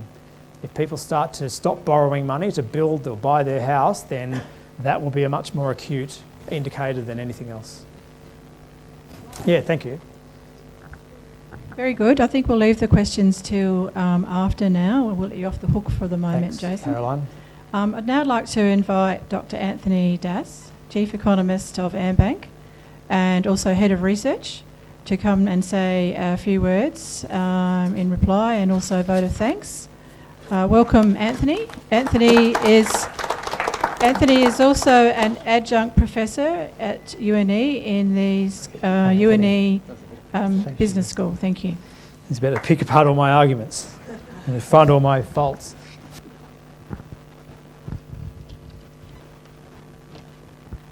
Right, good morning. I don't think I need a mic. My voice is actually loud. Oh, okay. First and foremost, I must thank IEG for inviting me here on behalf of AmBank Group to talk about this topic called volatility, uncertainty, ambiguity, and complexity. It's all very complex here. Okay. I think it was a very interesting presentation by Jason, and I'll just add on from there. If you look at the whole situation today, it's really very challenging. The whole thing started off from 2008, following the the global financial crisis. We started off with the US debt crisis, and I don't think the whole world actually came out of it in total. What we are seeing today is that generally, I've got no PowerPoint slides. And what we are seeing today is generally the entire global business is actually growing much slower than before the 2008 global financial crisis. So that's where we are. And post-US crisis, then we had the euro issue. And thereafter came in China. We were thinking of China is going to slow down, because a lot of them were talking about the risk of China going for a hard landing and soft landing. No one really understands what is hard and soft landing here, because it's kind of very complex to digest Chinese data, generally speaking. Because when you look at the real underlying numbers, it tells you the economy is growing at a different direction, but what they tell us is totally a different number. So it's very difficult, so it's mind-boggling every month to really digest their numbers, even till today. It's not only me, I think generally most people on planet Earth. So what's happening today is that if you really look at things very carefully, it's back to the same old issues. Now we have this thing called trade tension. No one anticipated for a trade tension to come in. It started off last year. Though US and China are still talking, but the very interesting part is that the trade tension is still an open-ended. It may not just end with China. It could go on to Japan, Euro. We're talking about the Euro cars. We're talking about nearly 10 million cars to be hit, and or maybe even more. Then it comes into the Asian side. So the trade tension is definitely going to be there. And if it goes out of control, you're likely to see a global slowdown or recession next year. So that's only one thing. The second part is also on the debt accumulation, two sets of region. One is the advanced economy. Following the QE coming into the picture, and people like US and all, they went in and pump primed their way through. And what has happened, we see public debt has picked up in the advanced economy. But I'm not too concerned about the advanced economy, but I think the bigger challenge is going to be on the emerging market, in particular China. If you look at China's total debt, private, public, household, they're sitting at about 330% to the GDP. Okay, we can argue back and say that Japan is also around that, but Japan is a very matured economy, well-structured financial system they have there. So, and in particular, if you look at China, the private sector debt is now sitting at 197% to GDP. So that is a kind of a time bomb sitting there. So I think the risk of a debt accumulation triggering another crisis is very high. And if that happens, it's going back to the early 80s, where we saw the debt crisis causing the global recession to trigger, and Malaysia got into a recession. The third part is that, again, if you notice, the renewed financial turmoil that could actually happen amongst emerging market or developing economics. Last year we missed it. We were looking at very closely Turkey, Argentina and Brazil. That was largely because US was aggressively raising interest rates 4 times last year, which fell in line with my projection. This year, in fact last year when we started off this year, last year initially we were looking at 2 rate hikes for US maximum, if not 1. But eventually the tide changed. Now we are talking about rate cut within 2 months. So the tide has changed. So what's happening now is that should there be any unanticipated shock, we also fear that there could be a triggering factor coming out from emerging market itself. So that is a risk still there, and it's still very loud. Then we all know about the Brexit. No one knows what's the answer. And the more recent one is the Iran and US tension, the geopolitical tension. Kind of North Korea issue has eased off a bit, but the Iran issue has picked up. Now what would happen if there is a war? My take is that US would not go into it. It could be an engagement of Israel and Iran.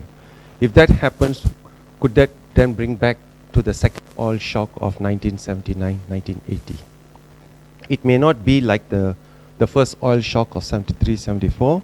That's largely because today, if you look at the whole global scenario, we are very much of the 1980s, early 1980s. We have an issue of debt, global debt, be it public debt or private debt, and we also have the cost structure issue here. And the bigger challenge today is also on the global economy. We are all looking at a slower global growth. The challenge now is, rightfully, Professor Jason pointed out just now, the risk of a US heading to a recession next year. Okay, it is there. Whether it's going to go into a recession or not, we don't know, but definitely we are pricing in for a recession. At least 1 quarter negative growth should be coming in.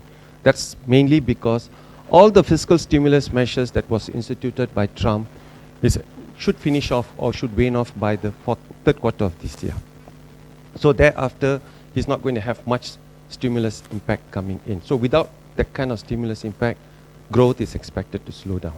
Okay? So that's how we see this whole thing.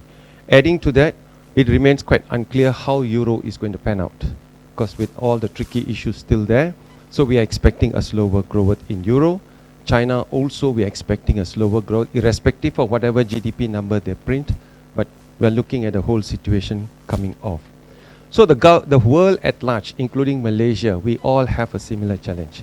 Coming towards Malaysia, we are a very open economy. After China, after Singapore, it's us. Very trading nation, highly dependent on especially E&E. And if you notice, the E&E sector, global E&E sector has peaked. We are expecting this sector to come off all the way this year and next year. Thereafter only it should come back into the picture. So without the big push from the E&E, export sides are actually getting hurt quite badly. Second part of the whole thing in this whole region also is the situation of your commodity prices. If you look at the commodity prices, in particular, petroleum is already coming off. And country like Malaysia, we are quite dependent on petroleum again. Since the new government came in, that was largely because of the huge leakages. From 15% of the contribution of oil revenue to total revenue, we have come back to 31%. So the big challenge is, can we get that 31% worth of revenue? Because they projected oil on a $70 a barrel, while I was looking at 62, 65 a barrel. So there's a huge shortfall. So what's happening today is that not just Malaysia, many countries around the world, they are quite limited using the fiscal deficit, fiscal policy to stimulate the economic growth. So this is a big challenge here now. So there's only limited space left, including Malaysia. And in the case of Malaysia, what we risk is very high risk of being downgraded by S&P, Fitch and Moody's. They projected this year to have a fiscal deficit of negative 3.4% to the GDP. But the government has also recognized that we can go as high as 3.7 this year. That means we will miss our target for this year and even next year. It all depends how we're going to generate the revenue. The equation for us is not expenditure. You can't cut expenditure much. It's all revenue. So where is the revenue going to come? So that's our biggest challenge. It's not just Malaysia, many countries in emerging market and developing economics itself. So what's left? What's left is only monetary policy. So it's coming back to the monetary policy again. We saw in 2008 the way QE came into the picture. But bulk of the QE money did not go into the US real economy, likewise in Euro. Bulk of the money actually came into emerging market and developing Asia because growth story was there. So that's why the market really moved up a lot, very significantly. But last year, because the way US was raising rates up, so there was a little bit of concern, we started seeing a bit of outflow of funds. So last year, Malaysia actually reported a net outflow in terms of foreign funds. But in terms of the fixed income side, the bond side, we still enjoyed a net inflow. The trend of this uncertainty, as long as there's any one of these that I mentioned just now, happens, an unanticipated shock comes in, we expect strong volatility in the global market. So when there's a strong volatility in the global market, there's still going to be more outward pressure taking place in this region. And so what happens here is that the challenge is all on the monetary policy. If you notice, India has already cut 75 basis points, Indonesia just cut 25 basis points, Korea cut 25 basis points, Malaysia cut 25 basis points, just this year itself, okay, from the start to now. So that's the kind of interest rate cut we are seeing. China, we are already pricing in another 100 basis point cut in their reserve required ratio.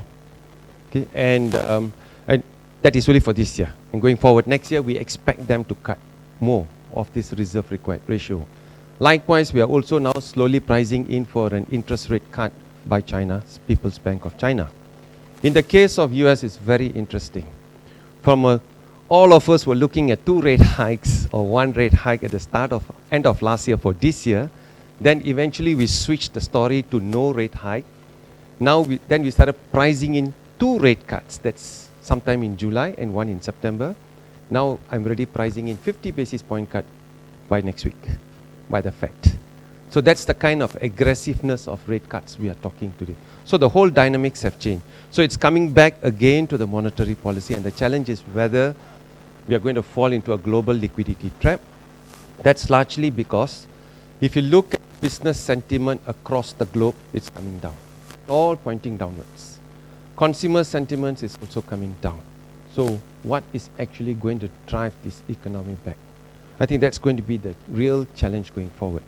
And if you look at the long-term business cycle, starting from 1700s, we are now in the 5th wave of the business cycle. And the 5th wave, every cycle is about 50 years, except for one particular, the second wave was 60 years. The 5th wave started off in 1980, driven by ICT.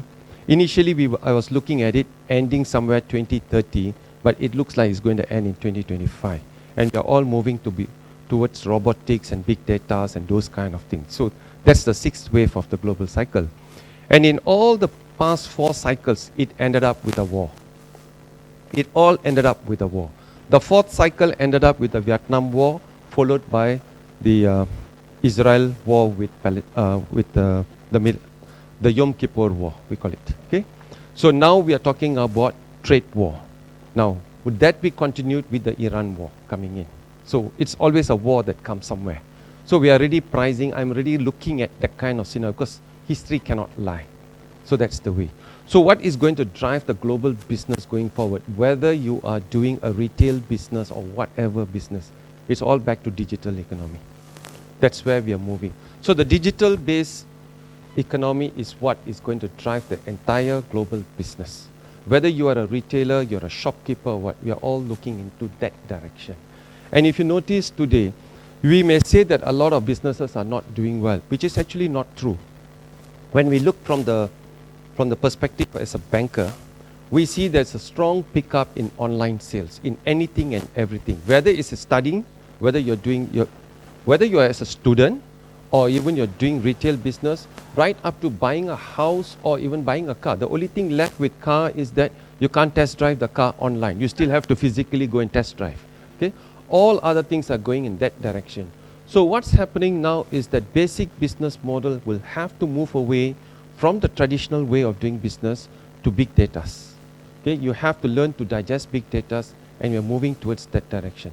Banks in this country, another 5 years or less than 10 years, I would say that you will hardly see any branches. We are all moving, because in the past, it was the front end was where we saw all this digitalization. Now we are aggressively going to the back end. So when we start digitalizing things, room for corruption is limited. Room for misappropriation of fund, even in the banks, okay, is limited. So when everything is limited, your efficiency level picks up. My cost runs down. So this is the way it goes. And that is only the banks. So the banks are moving in that direction. We are phasing out checks in this country. Okay? We do not want checks anymore. So when you have this, we don't need so many branches. So what happens now? Everyone gets into the marketing world. Go and sell products.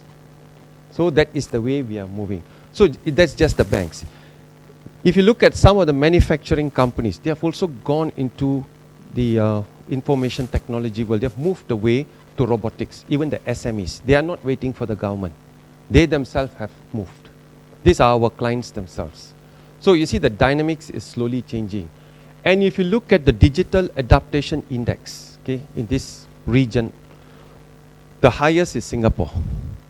And then, very interestingly, when we talk about education, Singapore followed by Thailand, and then only comes Malaysia in terms of IT adaptation.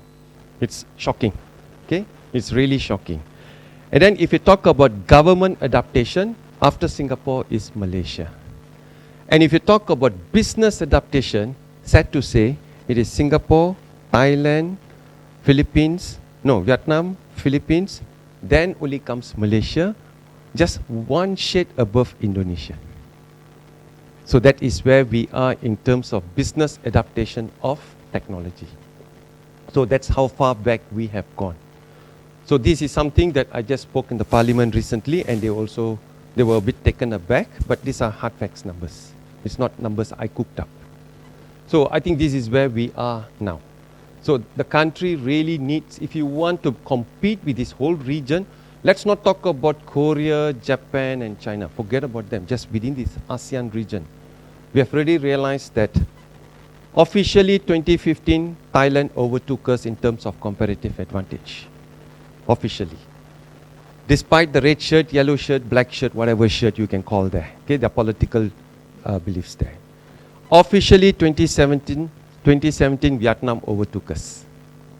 So now we are actually just a shade above Indonesia. Matter of time, they are going to overtake us. So I think we kind of like living in our own ivory tower and thinking too full about ourselves with all the skyscraper buildings, but in the real life situation, we are actually falling behind. I think that's the biggest challenge. So what is the big issue today in the global situation, again, in business world? The biggest challenge we all face today is actually productivity. Okay, the global productivity. What's actually driving the global productivity today is the capital investment. It's not labor. Even in countries like US, Europe, because of the 2008 global recession, a lot of them left the job market, could not come back. So they are no more there. Businesses are all moving towards the capital intensive situation. Look at Malaysia. I give you a very good example. I never believed the unemployment numbers. We are always fully employed, 3.3%. But we are sitting on 11% youth unemployment. Second highest after Indonesia. Indonesia's base is 244 million. We only have 30 million, of which official number says 2 million is foreign workers. Unofficial says 7 million. I don't know which number to take. Okay? So that's all Malaysians are. And our 11% is in line with China. China has got 11% youth unemployment. But what is China's population base? 1B? So you see, we have a huge structural issue, this part here. So that's why, coming back to your question just now to the Prof on training. It's nice to spend a lot of money on training, but are they really meeting the industry needs? One. Are the trainers themselves qualified to train? Because there's a huge mismatch we see today. Good money has gone for bad use. Extremely bad use. Because what we are seeing today from the industry side is that we produce a lot of graduates. Okay? They can be first-class students from anywhere. We are not going to belittle the level of education. But the work attitude is extremely bad. Okay? Not just private sector, even central bank, you go to any of the top ministries, standard problem. So we have a huge gap here now. The misunderstanding between what the industry needs and what the academicians are producing. So that's why the youth unemployment is sitting at 11. I won't be surprised it goes higher. The second part, what we notice here is that more and more of these youth are also moving to the informal sector. That means they want to do business on their own. They do not want to work for people. Okay? We notice that's why there's a huge pickup in the online business, e-commerce. E-commerce Malaysia, actually we were targeting only an e-commerce growth of about 25% by 2022. But we are already hitting 25% last year.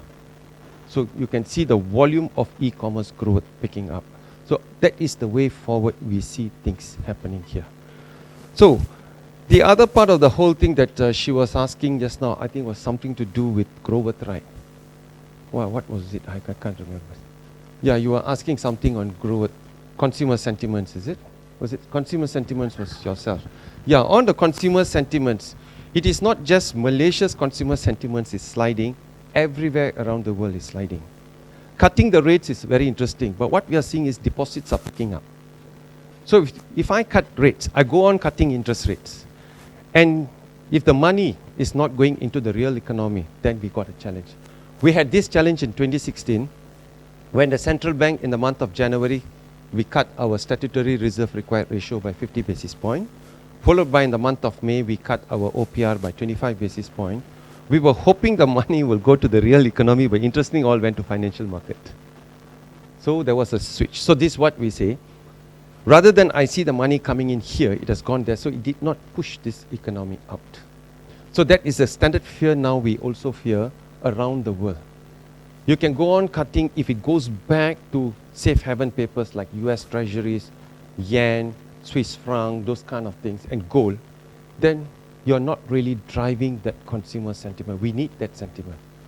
So what happens now? There's a catch. If I'm the government, now I'm telling this government, forget about S&P, Moody's and Fitch. They want to downgrade, go and downgrade us. We just blow up our fiscal deficit because the government has to spend. Because I'm a firm believer of Keynesian. I'm never a monetarist. Okay? So I believe in that very strongly because things are not too good. But then again, we have two groups of people sitting there. One group is a socialist, extreme socialist. Then we have one Keynesian and another group is also part monetarist. So we have these issues of debate going on. So that's the challenge that is actually happening at the moment. So going forward to all your questions of whether next year is going to be a recession in US, we think is quite likely. May not be 2 quarters negative growth, at least 1 quarter. Already, initially I was pricing in for end of this year itself. If they cut 50 basis points, then my assumptions and my calculation is very right, it should be end of this year. That's why you're cutting your rate so aggressively. If you're only cutting a 25 basis point for July and then leave with the next one in September, then it's going to be more likely next year. Maybe 1 quarter negative growth and that's it, you come out of it. But it's a 50 now, we are also looking at another 25 in September for US. So that's the way we see that the trends are going, because headline numbers are not very exciting. The other thing you got to notice is also this. Most countries are telling us that the job data are so good, but wages is not growing. We are not seeing wage growth there. So there is a lull there. So when you don't have that kind of wage growth, so how is your consumption going to pick up? We need that wage growth. Then it's tied down to productivity. You check with productivity, it's all supported by capital, not labor. So there is a catch over there. It's not just Malaysia. I think in many countries for that matter. Even Australia, we're expecting another round of rate cuts to come into the picture. Then the bigger challenge is also like country like China. In actual fact, country like China, we are not too concerned about the 4 big banks, their NPLs. We know it's very well managed, very well managed. But it's the shadow banking. That's the tricky part. And you look at the private debt, that's another tricky part here. And you really look at numbers like, Prof, I think you should be looking at numbers like the Purchasing Managers Index. They tell you very nice stories which politicians don't know how to use it, at least for now. So because they don't know how to use it, so they can't rape that number. Otherwise, they'll rape that number off. Because those are real life numbers, they're all pointing downwards. Okay? So when you tell me that the Purchasing Managers Index of manufacturing and services are all coming down, then how can you get this kind of numbers, good numbers? So it's just a facade out there.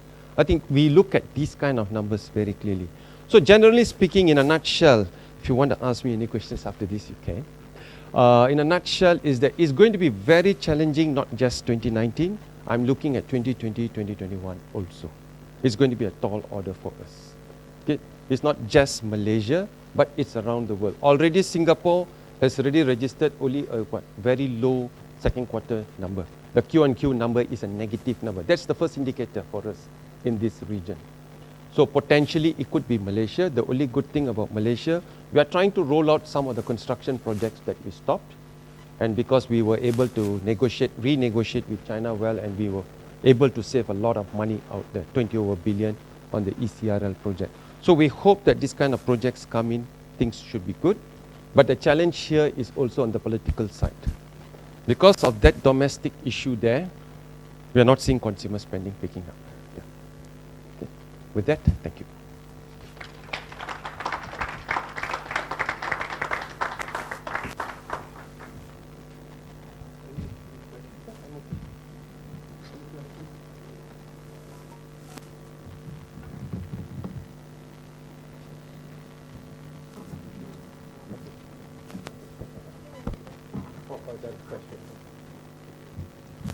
Just one question. When your outlook changed for the QE in US changed from rates going up to rates going down. Just one question. Don't you think that's more political based than economic based? I think it's not political based. It's more of economic based. For a start, even the trade tension, though many people don't like Trump, I think what he's doing is right. Because logically, if you see this whole thing, if I'm doing business, say with you, you are persistently running on a trade deficit and I'm enjoying a huge profit. On the top of that, I'm riding on a quote-unquote devalued currency. So, it is actually unfair practice here. This is something that was not brought up today or yesterday. Even during the time of Obama, when he was the president, the first term itself, it was brought up to him. But he chose not to do anything at that point of time. So we can't do anything. Because no other person in the world can do anything apart from US. So 2 terms, we noticed China was actually practicing a lot of unfair trade styles, in particular over their currency. So what they were doing is that they were keeping the currency artificially cheap, where countries like Malaysia, we could not compete. Because you really look at it, a very easy way, no need to use REER. You just take the daily movement every day and you take the simple average out, you see where they stand, where the others stand. This was what was happening. So to the point that at one point what happened was, before this change of government, under the previous government, I remember Najib called me one day, I had to go and see him, and nothing to do with 1MDB, okay? So, or the SRC money, okay? So I'm clean, okay? Otherwise I'll be somewhere. Okay? And what happened is, we wanted to see the bilateral trade between Malaysia with China. When we looked at the bilateral trade, it was not favoring us. Okay? Absolutely not favoring us. Thereafter, when I traced back the whole trace of the flow of money, the moment it reaches Hong Kong to China mainland, you see the growth rate of the exports runs out 100% every month. So I said, that's where they inflate the invoice out there. So the money goes into China.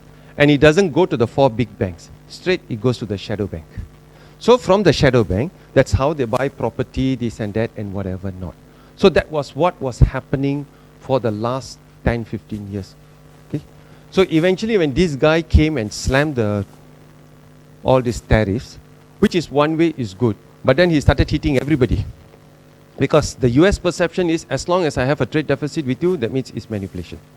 Okay, so that I think became a bit too loose. But he should go into selective areas of things. And we hope that it just stops there and doesn't come here. When he says that we are manipulating on our currency, that was when I refuted, saying that we never manipulate currencies. Because we don't have that ammunition. For a start, we don't have enough reserves to manipulate our own currency.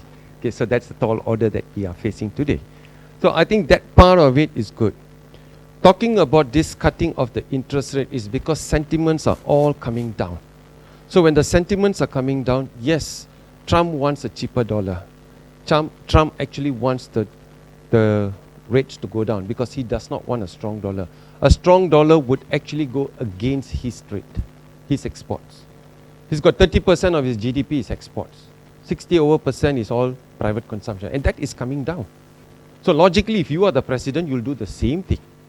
So that is where the institution is coming in. And his inflation, he can't even hit his 2% target. Okay, he's struggling on it, let alone Japan, let alone Europe. So they're all struggling on the 2% target. So this was when, recently when I met some of these ambassadors and also the IMF chief when she came down, I felt that the whole world should now revise their inflation target, no more to use 2%, bring it down lower to 1.5, because it's all new low. Now we are talking about another new low if, say, there is an economic slowdown or recession next year or this year. So we are going to talk about a new low. So why are we harping on a 2% inflation target? There's no way Japan can hit the 2%. It's quite unlikely even for US to hit the 2%.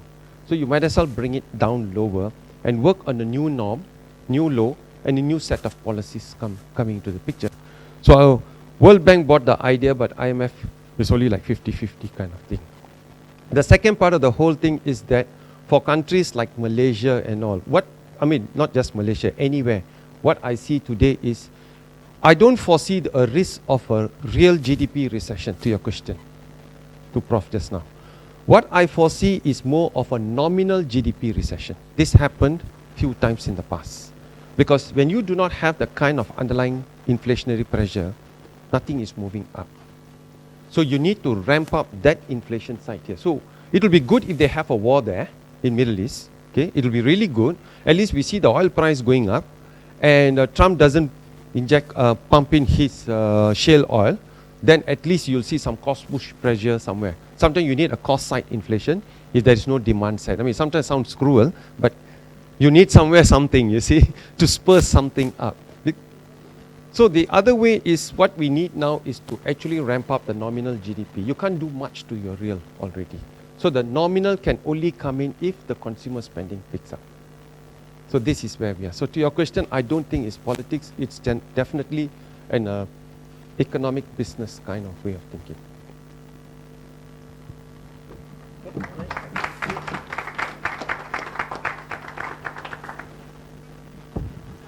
Thank you, Dr. Anthony, for giving us an inspiring inside knowledge of Malaysian economy especially, and it added very much value and you have cemented Professor Jason West from UNE's lecture so well that it blended excitingly well. And I must say that it is an inspiring lecture, Professor Jason, you have given us an inside knowledge of how economics works together with financial areas. And I wish to be one of your MBA students in the future. And dear participants, it's a wonderful day today. It's an insight that we have learned something on Friday morning. You came, took trouble to come here. And I must say that also thank you to our associate professor, Professor Caroline, to pick Jason. It's a wonderful lecture you have given us, and I'm sure this weekend you're going to enlighten much more souls in the our students. There are about 400 students will be attending classes, and they're going to learn. I mean, I've learned theory, a lot of theories, all of us, the Keynesians and monetary policy or whatever it is, but the applications, IEG campus employs the right people to handle the master's programs and the undergraduate programs, and they have wealth of knowledge in the industries, not simply teaching the basic theory of economics, demand, supply, but it is the application at the end of the day that matters. Then that brings out somebody into this world, a fantastic experience, and they become good students in the future. Therefore, please, we are going to start an MBA here soon, and I'm sure Professor Jason will come here to add on, as well as our adjunct professor, Dr. Anthony. It's wonderful to be with us. And IEG has taken one step ahead, digitalizing the programs. Now, we were one of the first, I mean, I can say, I do dare say that we are doing online degree programs and masters with blended learning. UNE is one of the top-notch universities in Australia to spearhead this. And we are going to grow together with UNE in other parts of the world. We are going to start in India, and we're going to grow using digital learnings rather than the mundane, usual learning of classroom teaching. Anyway, I don't want to talk much. Thank you very much, and I wish you all the best of luck. Thank you.